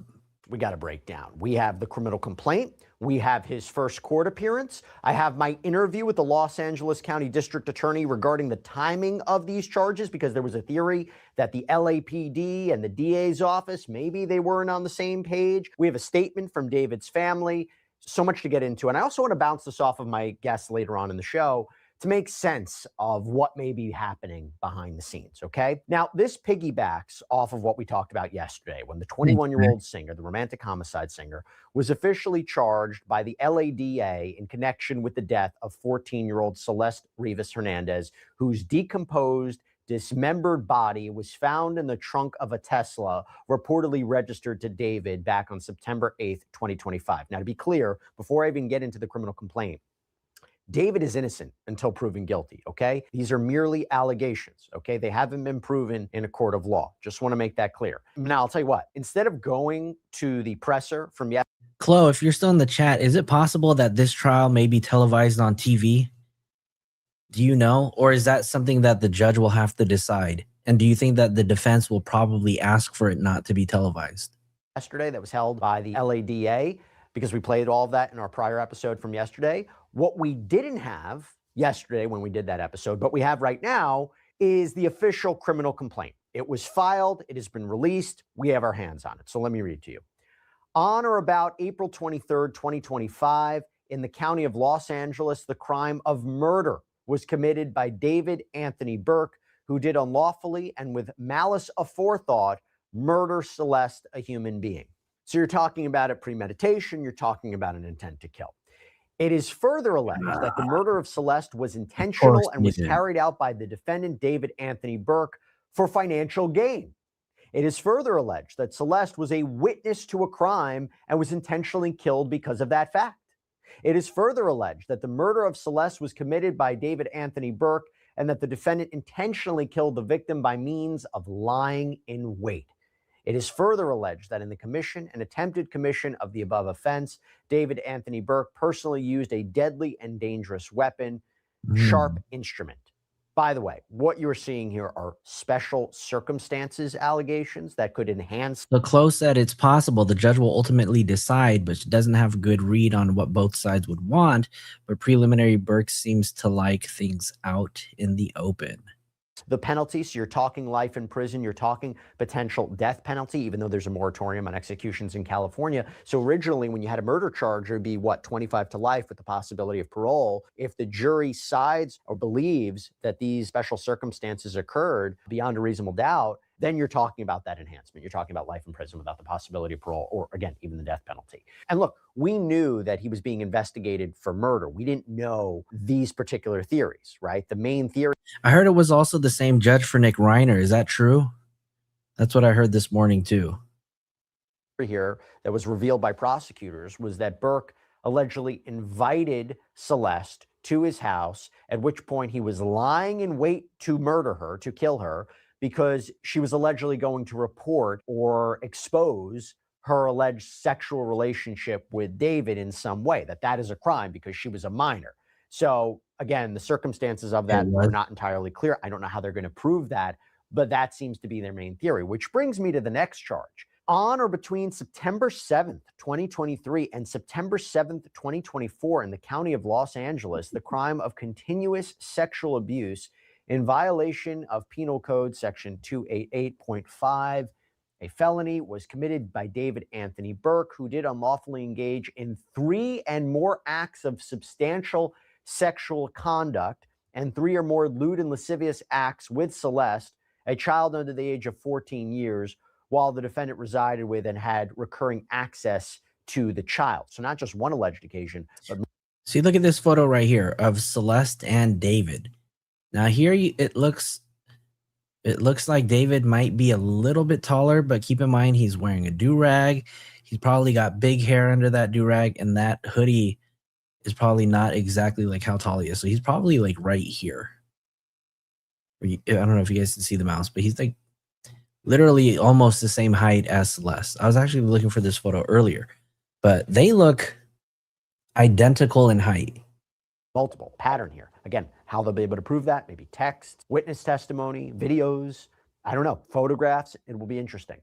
On or about May 5th, 2025, in the county of Los Angeles, the crime of unlawful mutilation of human remains was committed by David Anthony Burke, who did willfully and unlawfully mutilate remains known to be human, specifically the remains of Celeste. Now, you're going to see this more from court in a minute, but I will absolutely try to attend as much of this trial as I can. Unfortunately, it's not guaranteed because I do have a full-time job, and I do serve, I do serve patients and students at the same time. So it might be a little difficult, but I am definitely going to try. I promise you guys, I will try. David's legal team went on the defensive, okay? They issued the following statement. The actual evidence in this case will show that David Burke did not murder Celeste Rivas Hernandez, and he was not the cause of her death. Such specific language there. Now, in a separate statement on Monday, a lawyer for Mr. Burke's family, Kent Schaefer, said the Burkes are not surprised but are terribly disappointed that the district attorney chose to charge David. Nevertheless, they support and stand by him 100%. Patrick Steinfeld, a lawyer apparently for the Rivas Hernandez family, said in a statement that family members were, quote, committed to ensuring that Celeste's voice is heard, and added that upon learning of David's arrest, her father, Jesus Rivas, said, thank God, justice for Celeste. And then we go to what happened later on in the day yesterday. David's arraignment, okay, where the defense requested an immediate preliminary hearing. I could ask for PTO, but my actual PTO doesn't kick in until June because at work I have to be there for a year. So I'm approaching my year in June. I'm going to explain this afterwards, but take a look. Counsel, on behalf of your client, do you waive formal reading of the complaint, advisement of rights, including armed forces and veterans' rights, enter a plea of not guilty, denying any and all special allegations, enhancements, and priors? Yes, Your Honor. And you're requesting a preliminary hearing. Damn, I'm so upset that Neo has wiped out his Instagram because that would have been good to see what Neo was up to right around the same time. Or Asia. In the period? Yes, Your Honor. From the media reports, apparently there have been 4 months of secret grand jury proceedings. We believe that Mr. Burke is entitled at the earliest opportunity to an open preliminary hearing and the proceedings not be done in secret. So we are asking for a preliminary hearing. Okay, so this is the first time I'm hearing this too. And somebody mentioned that in the comments too, that Blair Burke has asked for it to be open and in the public. To be set at the earliest possible date on the 10th day. Your Honor, we believe the actual evidence will show David Burke did not murder Celeste Rivas Hernandez, nor was he the cause of her death. And we would like to be able to have the evidence come into the light of day at the earliest opportunity in order to establish that. We're asking for April 23rd as a 3 of 10, Your Honor. So maintaining his innocence, saying he didn't. And me, Blondie, you know, there's a lot of speculation that Neo did roll on David, right? Who knows? He went inside a courtroom, showed up for he went to testify, showed up for 30, 45 minutes, and was out of there. So maybe they possibly struck a deal right after. Who knows? Who knows? Murder her, not the cause of her death. Again, find that interesting because I do wonder, what are you saying here? That there's going to be a battle of experts? It's not entirely clear what caused her death. Are you going to be pointing the finger at someone else? It goes to the idea of the preliminary hearing. So as opposed to a grand jury, which is a secret proceeding, it's more one-sided. You have jurors. You just need a majority to. Can we get to 100 likes on this live right now? We got about 150 people watching. We're at 94 likes. Can we get this up to 100, you guys? Determine there's probable cause. It feels weird to ask that. I've never even asked that before. Cause to indict. Here you go to a court. A court, you present the evidence by the prosecution to suggest there's probable cause for this case to move forward. The defense has an opportunity to fight back, though, at this hearing. And it's interesting that they're asking for this immediate. They want to put the pressure, it seems, on the prosecution. So again, not the typical grand jury route. I want you to keep that in mind because, again, I interviewed LADA, Los Angeles District Attorney Nathan Hochman, who filed these charges. You'll see what he had to say in a minute. But from there, you get a back and forth in court yesterday on discovery, the evidence in the case, a back and forth on the coroner's report, because as we know, the ME's findings have been sealed. But as you're about to see, maybe not for long. We have been given almost no discovery thus far. We've received a 3-page follow-up report, no autopsy report, and a copy of the complaint. And we would ask the people respectfully to produce discovery at the earliest opportunity. Your Honor, as I indicated to counsel, there's approximately 40 terabytes of discovery in this case. Moreover, in order to obtain the transcripts from a grand jury investigation, counsel has to file a motion. She knows the way the system works. I'm not able to gather those. Oh, hold on. I heard about this one. I heard that. Ooh. Okay, so you guys know that Blair Burke and Beth Silverman have a history together or with each other, right? So for context, I'm going to be reading a little bit of this. One of the clearest documented examples is the Fabio Cementelli murder trial, where Blair Burke was part of the defense team for Monica Cementelli, and Beth Silverman was the lead prosecutor. It says here, during that trial, they were directly opposing each other in court. Burke argued to the jurors that her client had no involvement in the murder plot and attacked the prosecution's theory. And Silverman argued the opposite, that the defendant was the mastermind behind the killing and laid out the prosecution's narrative in the opening and closing arguments. They also clashed during proceedings, motions, witness cross, etc., which is about as heads up as it gets in a criminal trial setting. And in this case, Blair Burke did not take the W, you guys. Beth Silverman won this case, and Monica Cementelli was charged. So this is going to be one of those cases where they are going to be really out for each other. They're coming to get each other. I'm very curious to see how this goes. Jury investigation, counsel has to file a motion. She knows the way the system works. I'm not able to gather those.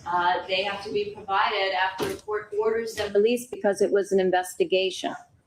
Second of all, if counsel plans on going to a preliminary hearing within the 10 days, it is unlikely that there will be very much discovery provided within that period, given the voluminous nature and how long it's going to take to copy onto drives. In addition to that, the coroner's report was sealed in this case in order to prevent it from hampering truthful testimony from witnesses that testified at the grand jury. So an order will also have to be obtained in order to get the coroner's department, which is now the medical examiner's department, to release those materials. Your Honor, it's surprising news given the district attorney's office held a press conference this morning where they discussed David Anthony Burke, can you please stand up? Your Honor, I am standing. the cause of death, apparently under seal and not released by the coroner's office, as did the robbery homicide unit to the press. So we would again reiterate, we believe that Mr. Burke is entitled to discovery. We have served the people with notice. They have 15 days to produce discovery in this case. We would ask that they do that in conscientious earnestness and as quickly as possible. I'd ask the court to make an order today. We'll take a copy of the minute order ordering the Department of Medical Examiner to release their coroner's report in this case. Ooh, Lord, oh Lord, this autopsy report is going to be something else, you guys. I'm nervous. I'm nervous to see and read everything that's in this autopsy report. Medical examiner to release their coroner's report in this case.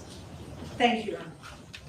The court will order that the medical examiner release the report in this case. So we can anticipate, right? So I'm not sure how long it normally takes to unseal these records and make them public. But I think SF had mentioned that he believes that it should have been released by today. So if not today, we're expecting a bombshell of an autopsy report to come out tomorrow. I'm hoping so. Claude, do you know how long it would take for them to unseal those records and make them public? It appears that that medical examiner report is going to be released. And when that autopsy report comes out, that will hopefully fill in a lot of the blanks in terms of cause of death, what authorities believed happened to Celeste, the potential use or the alleged use of this sharp instrument. And as Hochman indicated in his press conference yesterday, he said the coroner has come up with a conclusion. Speaking of the LADA, I spoke with him, Nathan Hochman, on my News Nation show, Jesse Weber Live last night. And among other things, I asked him. I'm going to give you guys a few minutes because I'm about to drop some gifted memberships. So if you guys haven't already, make sure you have that setting turned on so you can receive gifted memberships, you guys.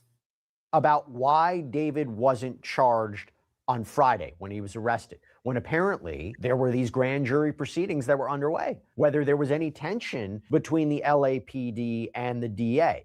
Like maybe something happened in the grand jury proceeding, something was a holdup and they couldn't get back an indictment, and the LAPD arrested David, put pressure on the DA's office to charge. Here was his response. There's an investigative grand jury that hears testimony, can receive documents through subpoenas, and then there's an indictment grand jury. While we can't comment yet until the grand jury transcripts are unsealed by a court, I can't even confirm that a grand jury has occurred. There have been media reports that certain individuals, both cooperative witnesses and uncooperative witnesses, went in front of the grand jury. So there. Ooh, cooperative and uncooperative witness have gone in front of the grand jury. So remember, you guys, there were reports that there was a female who Beth Silverman put a what was that called again? I forget what it was called, but basically they were saying that, you know, they were going to arrest this person if they did not show up to testify in front of the grand jury. And there was nothing ever after that. Nobody, we didn't find out who it was, right? I think the day before that, we found out that Rob Morgenroth had testified a body attachment. Thank you so much, Raina. I appreciate that. A body attachment was put out on a female who was uncooperative and didn't want to testify in court. So we never found out who that person was. And I'm very curious to know because I had a source tell me who it was, but I don't know if that'll ever come out to light. There was this report that perhaps you weren't on the same page when it came to charging David. Your response? That's completely unfounded. We have been on the same page working in lockstep with the LAPD robbery homicide since they picked up this case in September of 2025. And basically made the argument that preliminary hearings are common here, again, that they're lockstep, on the same page. But obviously I'm made of questions here. I really want to know where this is going to go. What are we reading behind the lines? What is the strength of the case? What is the strength of the evidence? I want to bring on friend of the show, friend of mine, trial attorney Rich Schoenstein. Rich, always good to see you. Thanks for taking the time. There's so much to break down here. First of all, the charges. We anticipated. Is this the set that he's always sitting at? What the hell? That just looks crazy. That there was going to be a murder charge, right? What we didn't anticipate, or at least I'll speak for myself, multiple theories here, right? Multiple special allegations, lying in wait, witness, financial gain. I didn't see that. And also the sex crimes charges, right? I mean, that was another big one where there had been this thought, if you want to charge David, if you want to go after him, is there not evidence that he was allegedly involved in a sexual relationship with a minor? You could have arrested him earlier on and then figured out the homicide charges. So I'm made of questions here. First, let me ask you, the murder charge and the way that they're charging it, it seems like they're going different paths towards a potential conviction. Yeah, well, they have three different, you alluded to it, they have three different special circumstances. They have the theory that, lying in wait, under the theory that he, I guess, was waiting for her, that he did it for financial benefit, and that he did it because she was a witness. Right, Ronan, right? 40 terabytes to transfer. That is huge. I'm trying to find one of my hard drives right now.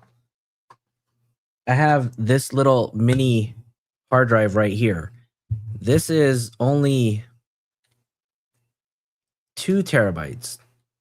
So this means that I would need 20 of these, right? And I calculated earlier, if you had an iPhone that was 256 gigabytes, you would need roughly around 130 something iPhones to fill it up with information that they have for this case.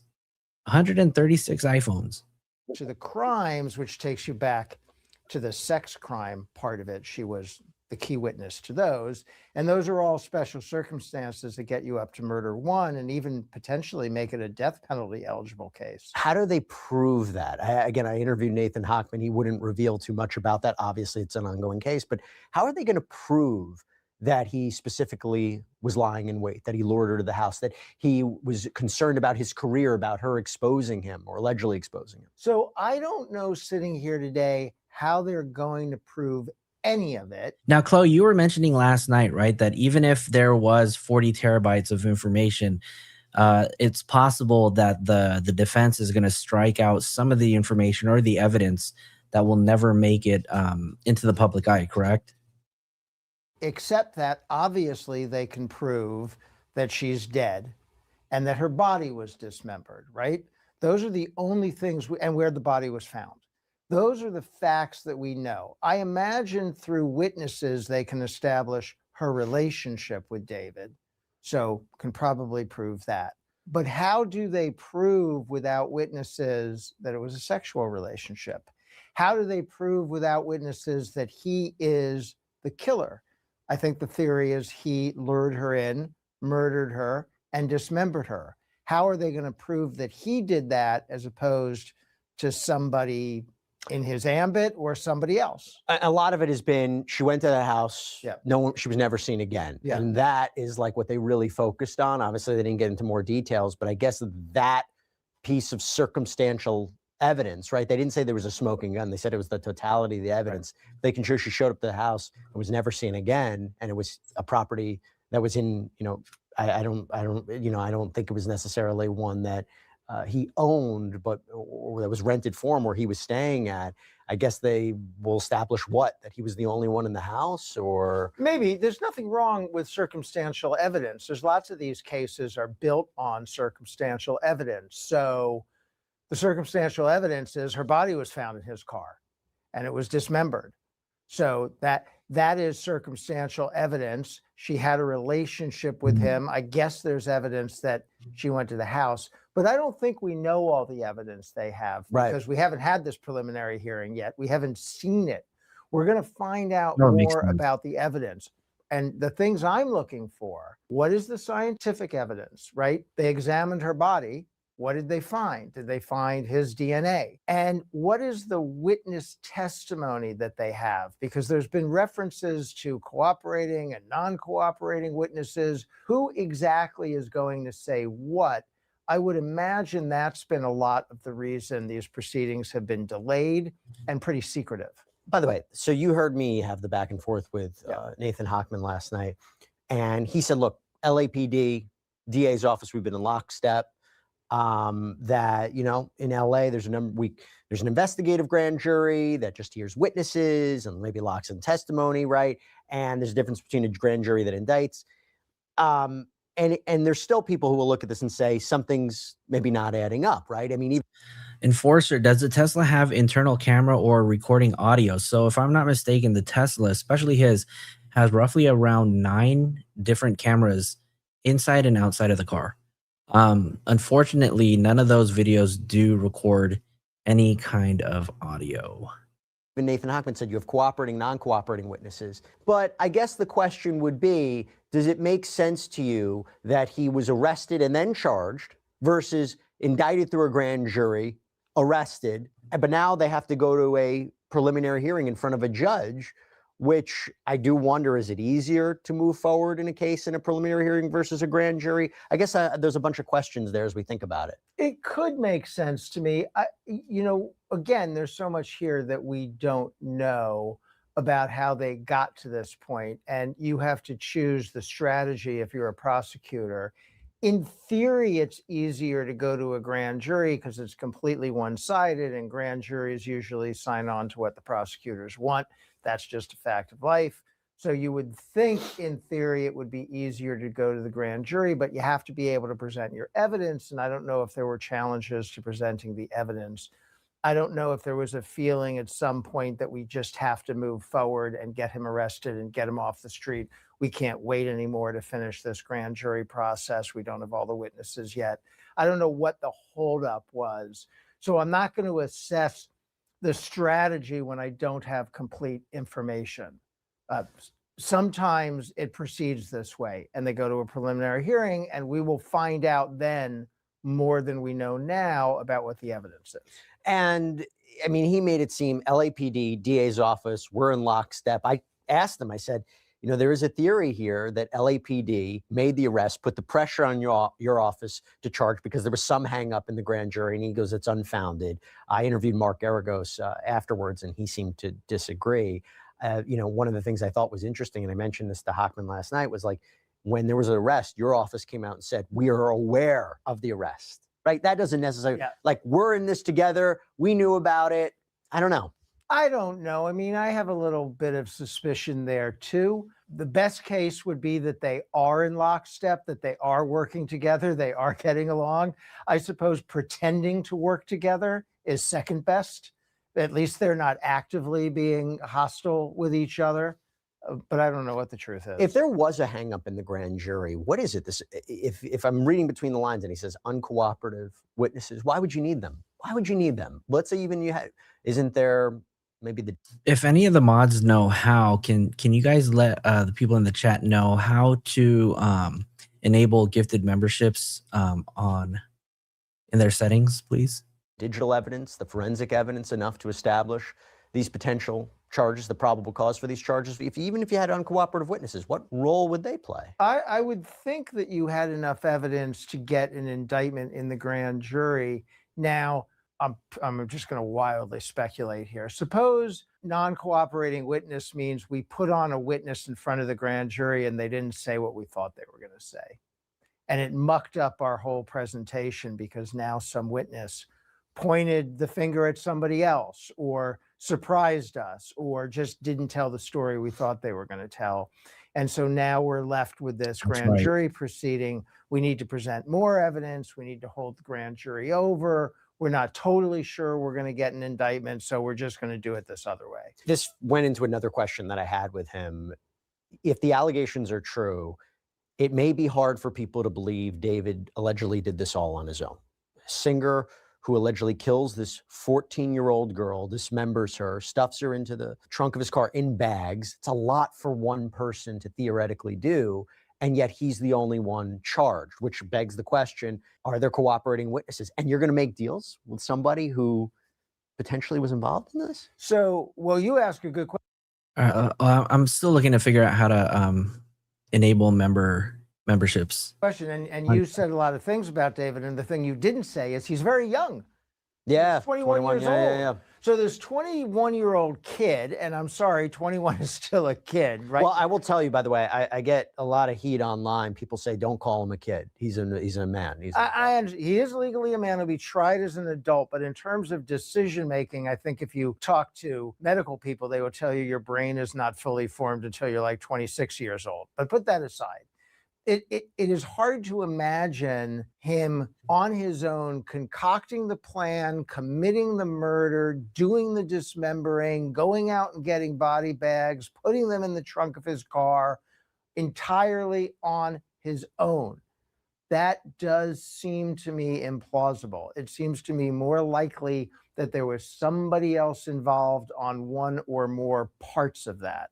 And that could be what this investigation has been having to deal with. When I listened to the press conference, when I listened to Hochman last night, it seems to me they are not completely closing the door on charging somebody else. And if you're asking me what would change, whether or not that person decides to cooperate. If they decide to no longer cooperate, maybe they would be charged. I might be 100% wrong, but is that what's maybe going on? That sounds totally plausible. The idea in these kind of scenarios that you have people who are deciding if they want to be witnesses or defendants. And remember, if there are people who are involved, they don't want to testify adverse to him. If they're friends of his, they don't want to testify adverse to him. There's different kinds of help, right? There could be people who helped plan it. There could be people who helped do. Okay, so Raina, thank you so much for that. If you click on the join button, let me see. If you click on the join button, there should be something that pops up that says Flojo, join the channel, get access to membership perks. And then there's 3 buttons or the 3 dots there. Click on that, click on gift membership settings. And then in that pop-up, allow gift memberships. I think you might only be able to do that on your phone. No, on a computer, but let me know. Let me know if you guys are able to do it from your phone. There could be what we call accessories after the fact. There could just be people who know about it or think they know about it. And so if you're a prosecutor, your pitch to a lot of those people is, do you want to be a witness or do you want to be a defendant? Yeah. And it depends. If they think that he is the one who is really responsible for this horrible, violent act, then they will make deals with others in order to pin the responsibility on him. What about this idea? I thought it was very interesting where the defense says that not only did David not murder Celeste Rivas Hernandez, he's not the cause of her death. That's very specific. It makes me wonder, is there a debate about how she died? Is there a debate about what caused her death? And, you know, are we talking, there might be a battle of medical experts to determine. I mean, we don't, again, at the time of this recording, we don't even have the autopsy report. We don't know the cause of death, but let me go ahead and gift a few memberships then really quick. I'm going to go ahead and gift 10 memberships.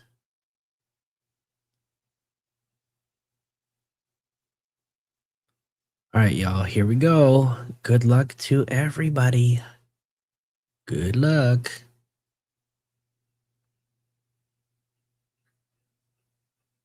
Am I wrong in thinking that's maybe where they're going? And I don't think they have that. That is what I thought when I heard that language too. He is not the cause of her death. Are they going to say the death was accidental, but some people, one or more people, tried to get rid of the body? Or are they going to say somebody else did it and then one or more people tried to get rid of the body? Are they going to... If anybody wants to match it, you know, we can help add to the members of the team. But anyways, if you were gifted a membership to the channel, just know that we also have a members only Discord where a lot of the conversation continues after the lives. Actually, the conversations continue like 24/7. So you definitely want to be a member and in the Discord, you guys. Say David, at the end of the day, they're going to say David didn't do it, had no connection, had no knowledge of it. But when you make a more limited statement like he was not the cause of the death, that leads you to suspect it's a more nuanced defense. Yeah, in court, they indicate they didn't have the autopsy report. That's why the court said we're going to basically release it. So how can they make a statement like that unless he told them something? Yeah, well, right. So they would have to have information about how it was she did die, which means he is involved at some level. They really don't, right? The Discord is popping. That's where I get all my news. The people in the Discord, they are on it. And then the question would be, even if you're not responsible for the death per se, there are other crimes here that appear to have been committed. I mean, starting with the sex crimes, because it sounds like this legal adult, as you say, was having a relationship with a 13-year-old, which is not legal. And look, the state of her body, the decomposition, the dismemberment, I do wonder if that's going to complicate cause of death. I remember in the press conference, he indicated, Nathan Hochman indicated that the coroner, the medical examiner, did come up with a conclusion as to cause of death. But if they're debating it, the defense, I wonder if there's room. Yeah. I think that defense would point, the defense is going to put the prosecution to the test of proving cause of death. And then of tying that cause of death to this defendant, that's going to be the difficult aspect. And the prosecution's going to try to help that with this motive stuff, right? She was going to be a threat to his. Oh, thank you to whoever subscribed to the channel. We just hit 1,760 subs. Right on, you guys. Damn, we've grown a lot in the past month. We were stuck at like 1,300 for a long while. So shout out to you guys. Thank you guys. Future impending stardom. And she was a witness to things that were criminal acts. Raina, thank you for becoming a member. We're sorry you didn't get gifted while we gifted, but thank you for joining. Therefore, he wanted her out of the way. That's why they're going to lean into motive in the prosecution of this case. You don't even have to prove motive generally to get a murder conviction, but it helps. Let's just take a step back. We talked so much about this preliminary hearing. Some people might be like, well, what are you talking about? What is a preliminary hearing? So if you can explain what a preliminary hearing is and why the defense would want it immediately. Like they want a preliminary hearing as soon as possible. Yeah, the defense. So that is a key strategy decision that defendants always have to make. Sometimes they waive a preliminary hearing because they don't want the evidence presented publicly, and they know what the evidence is and they don't want to see it right away. Sometimes they insist on a preliminary hearing. It is an in-court presentation of the evidence of the probable cause for these charges. It's not a full trial on the merits, but it's a presentation by the prosecution of the evidence they have. And if your strategy includes a possible argument that they didn't even have enough evidence to charge this, then you want to have the preliminary hearing right away and put the prosecution to the test. Show us what you have. And if you suspect that your prosecutors don't really have their heart in this prosecution, that the police are pushing them, which is one of the theories. Hey, Dory Angel, welcome. Rabbit sent you all. Thank you so much, Rabbit, for sending people over to the channel. We love Rabbit over here. We went over, then maybe that makes you want to put him to the test. Make him go to court. Make him put this evidence on. We want to know exactly what they have, exactly what they're saying, and we want to be able to challenge it right now. How much of the evidence from the prosecution is usually presented in a preliminary hearing versus a trial down the road? A lot of it. I mean, there's not much reason. And cases develop and investigations develop. Investigations develop. There's not, I mean, for example, if you had scientific evidence, which you should have by the time you get to a preliminary hearing, there'd be no reason not to present that. If you have basic evidence about their Alicia, thank you so much for gifting 5 memberships. Welcome, Dory, the only Angie, Stones, and Hala Naomi, and Nancy Vincenti. Nancy Vincenti. Welcome to the inner circle, you guys.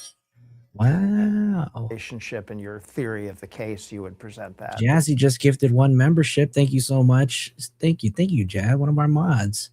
Thank you so much, Art Deco. Where's Art Deco at? Welcome to the inner circle, you guys. And would we know who potential cooperating witnesses are? Maybe. Maybe. And right, because that's another issue as to how Mama, what's up? quiet they're trying to keep that. They got to disclose it to him at some point. So yeah. Learn. Okay, look, this is a very big development. There's things that are rapidly happening almost every day now. At the time of this recording, we're still waiting for the autopsy report to be released. Shout out to And Joe I asked Mama Nathan celebrating 1 month as a member of the inner circle. Yo, yo, yo. That's what's up. happened about this last night, but all of you guys should drop your membership milestones. Let's celebrate. I imagine that's going to fill in a lot of pieces of this puzzle. I mean, if he's talking about a sharp instrument, if they were talking about what the cause of death is, that autopsy report is going to say a lot. What would you be looking out for there? Yeah, well, I want to see what it says is the cause of death, and is it conclusive? And does that support the theory of the case that this 21-year-old committed this crime? Cindy celebrating 3 months as a member, one of our day one supporters. We haven't been streaming for so long, but Cindy's definitely been a supporter since day one.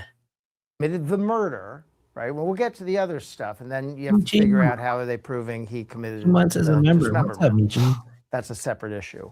But people want to know what the cause of death was and how certain they are on it. As you know, sometimes autopsy reports aren't certain, and that's a problem in this kind of process.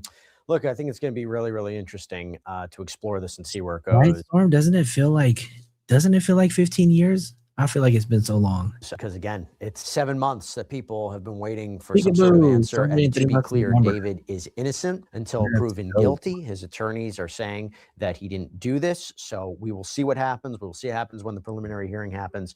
Rich Schoenstein, thanks for taking the time. Appreciate it. Always glad to come in. Good to see you. Good seeing you. And that's all we have for you right now here on Sidebar, everybody. Me Blondie celebrating 1 month as a membership. Yeah, let's go. There you go. All right, so the last thing that I want to talk about really quick. Hold on, let me see. Actually, there's one more thing that I want to see because I was on TMZ and then I saw myself on TMZ today. I was like, wait, what? Let me find it. Where's that? Where is it? Just a photo of me. Apparently, I was on everybody's news feed. Where did it go?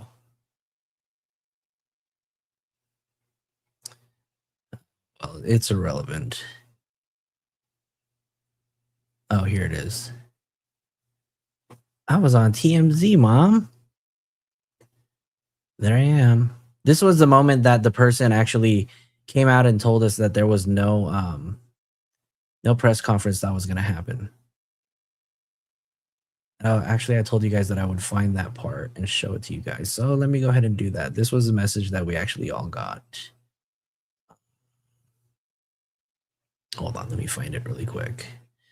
So this was the moment that Celeste family was walking into the court.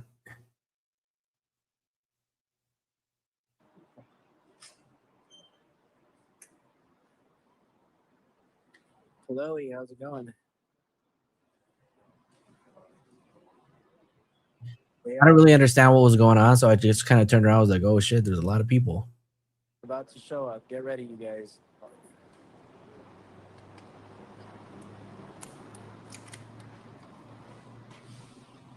No, Nebby, I can see you. I can definitely see you.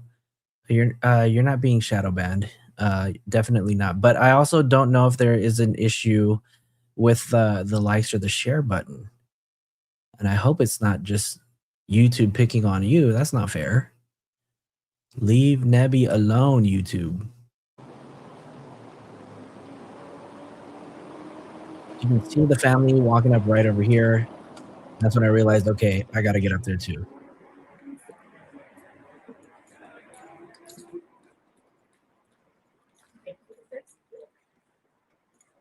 Celeste family.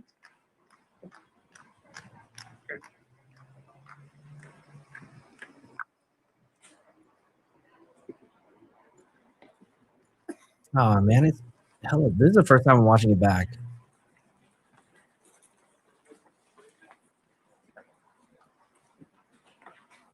And this is when I learned that people in media, like if they need to get their shot, They will do whatever they need to do to get their shot, because I felt some elbows and some shoulders. I was about to let them know you're about to get the shoulder back.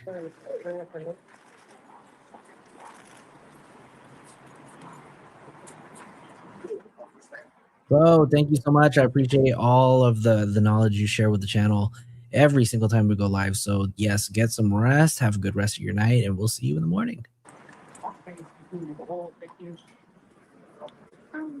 Was I the audio guy?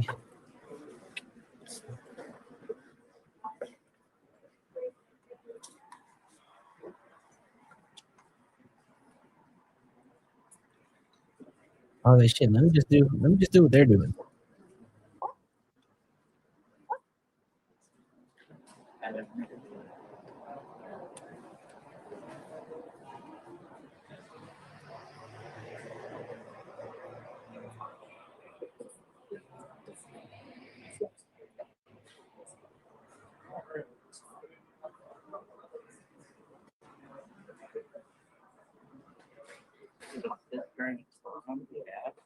This is the DA.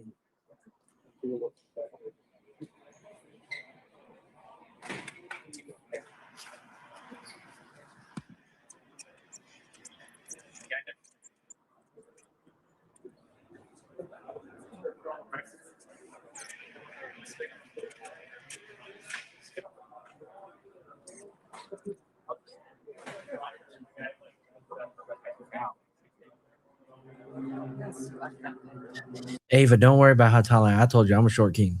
Be short over here. I'm short. I got the Filipino gene.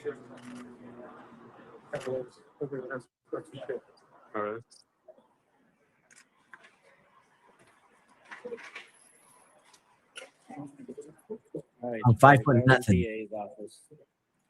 And the team, so we're just gonna get set up right over here. Yeah.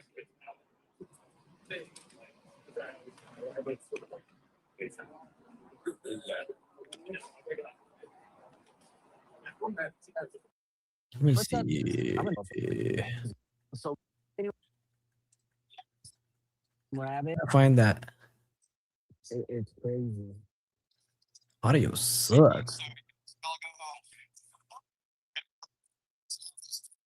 Okay. Clearly, we didn't get anything from this guy. Never mind. I lied. Audio sucked. Am I taller than David? Hell yes. Hell yeah. I definitely way taller than David. All right. That's we're not gonna watch that anymore because there's nothing there.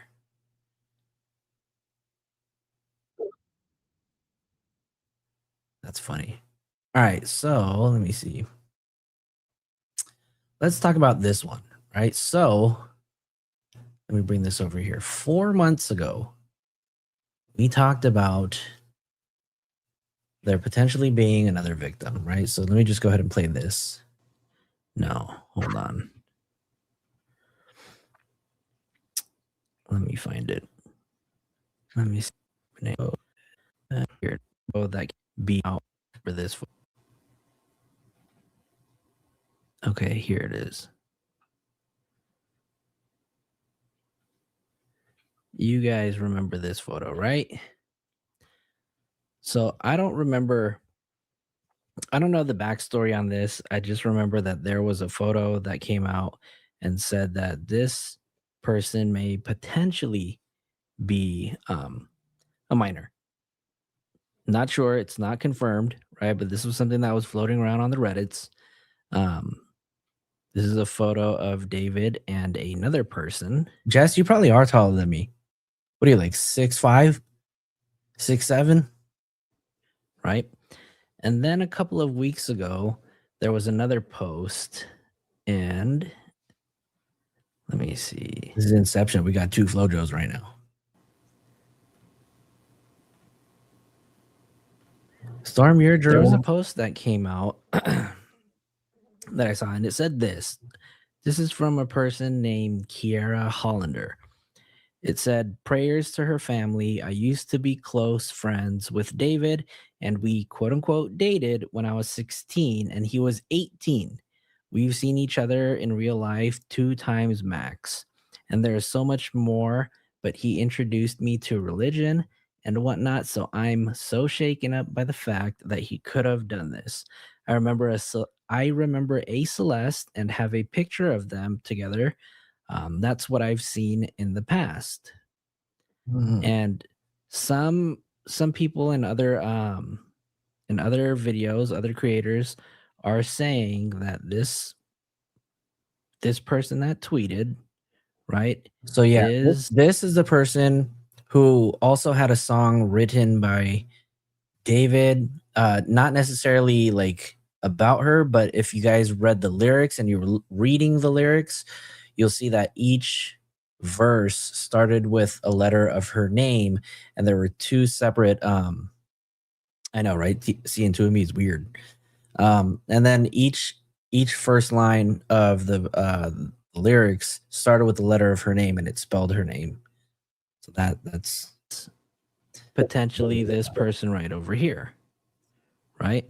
Anyways, let me just go straight to the Reddit post, because on Reddit today, it basically said right here, so victim number 3 statement following David's arraignment. And so this is a photo that was posted on Reddit with the victim's statement. So let's go ahead and take a look at this. Obviously, the photo of this person is redacted for her privacy, but she did allow for a statement to come out for the public to see. And it says, "Hi, everyone. I know nobody knows who I am, but I was a victim of David Burke. I'm just going to say how happy I am to see him arrested. My identity has remained hidden because I deserve a life outside of the case. I went through a lot with David, and this is all very hard for me, but to see him behind bars brings a smile to my face. I feel safer and more at peace with my life.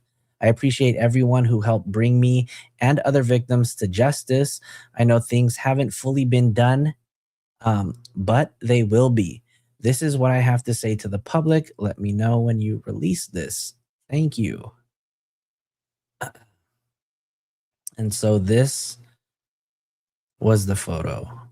So let's go ahead and just kind of read this. And so the person who posted this on Reddit said, to begin with, this is not victim number 1, who was a girl whose text messages were leaked online and who subsequently posted on Reddit to share her perspective on David. She later removed her post. Celeste came after and is victim number 2, and this statement pertains to victim number 3. SF suggested David having seen her on Valentine's Day 2024 at the mansion alongside Celeste on the same evening at 8:04. So this statement pertains to victim number 3, the person who SF suggested David having seen on Valentine's Day 2024 at the mansion along Celeste on the same evening at 8:04, which we knew since November 2025 as true. We at D4VD have maintained communication with her since late November 2025, thanks to our sleuths.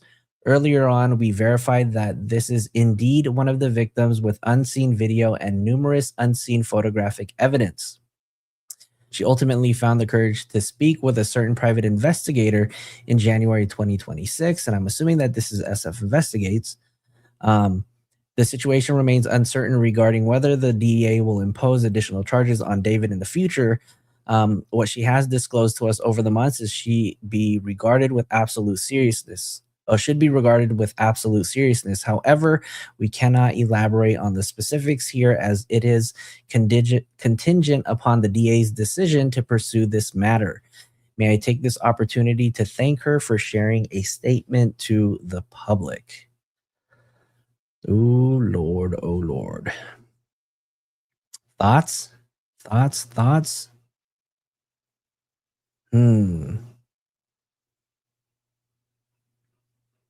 No, this is not KH. Not KH. This is another one. And actually, no, not with that letter. Doesn't start with that letter either. I'm curious. What does that even mean? SF did say there was simultaneous situations going on Valentine's Day. Am I understanding that correct? Yes, absolutely 100% correct. If what this post is saying is true, then yes, this would have been the other person David was going back and forth with on that Valentine's Day evening. That is crazy. First Liberties Podcast says this will not lead to another investigation without a name and proof of her age and the illegal activity. I can tell you now that the police are aware of this information. So this is just really, you know, the victim's opportunity to come out with a statement. Both were in high school. She dated him, saw him 2 times. So the other person that I just showed you guys, Kiara, and actually I've shown her photos before, but you know, definitely was wrong of me to do so without first obtaining her information. But her photos have been placed, have gone out on Reddit too, so it's not like I was the first person to show them. So, but yeah. Jazzy says, I would like to ask all the extra tall people how they shower. If you are taller than the water, do you just point the faucet straight up towards the ceiling? I just get stares, but I wonder. That is hilarious.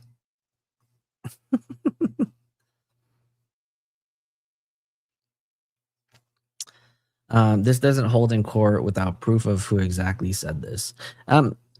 Guaranteed that's 100% true. I just think for the sake of Reddit, though, that her identity has been, you know, privated.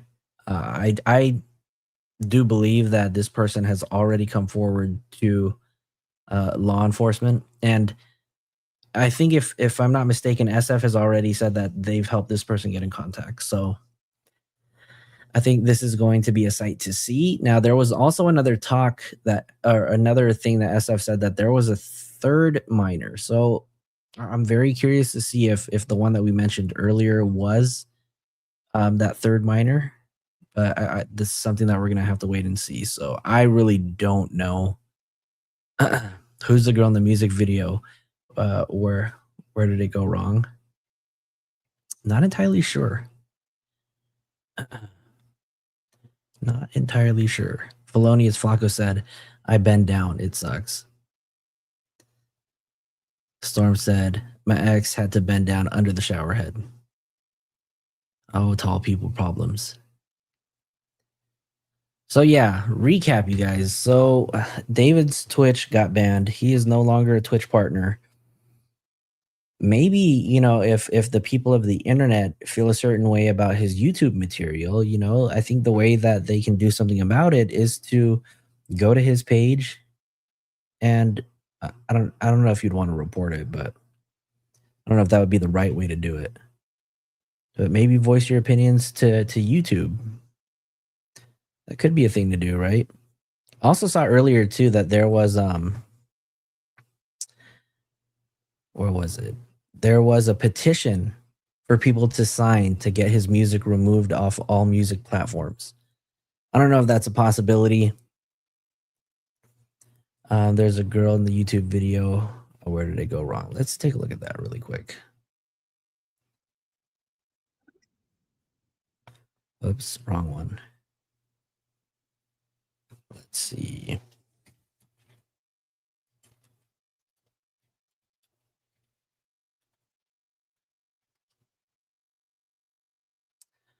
Okay, so I honestly, I would show it, but David and his people strike everything that you use in videos, whether it's a still image, whether you're playing the music video with no audio.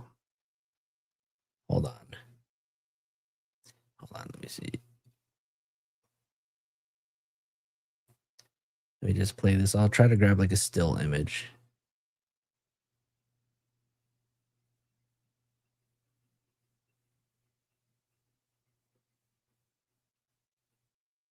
Okay, so here we go. 1 second. So here is the person that you're asking about in the where did it go wrong video. Not entirely sure who this person is, but if anybody knows, let us know in the comments. Not entirely sure.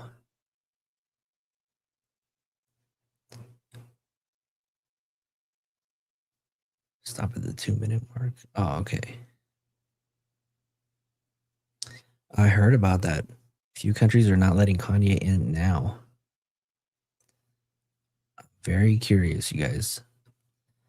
But anyways, you guys, that's going to wrap it up for Filling in the Gaps this episode. I do appreciate all of you guys that came to hang out. Let me make sure I give a shout out to everybody who celebrated. Let me see. Edith celebrated two months as a member. I gifted 10 memberships. Raina became a new member. Talisha gifted 5 memberships. And Jazzy gifted 1 membership. Then Joe Mama celebrated 1 month as a member. Cindy celebrated 3 months as a member. Michi celebrated 2 months.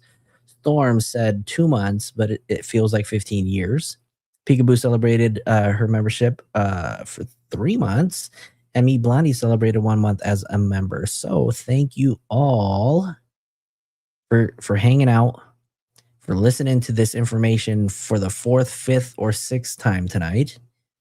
I do appreciate it. Do me a favor, if you guys haven't already, hit the like button. If you haven't already, subscribe. It only helps the channel grow, and it seems like the past month we've been growing, so I do appreciate that. But that's going to be it. I'll see you guys tomorrow. If anything pops off, just know if I don't go live, I'll be in everybody else's chats. So I'll see you guys tomorrow. Take care. I love you guys. And all the new members, welcome to the Inner Circle. Go to the community page, find that Discord link, join, become a member, and join the Discord. I promise you, you won't be disappointed, you guys. All right, you guys, that's going to be it. I'm wrapping up. Thank you guys, and have a good night. Peace.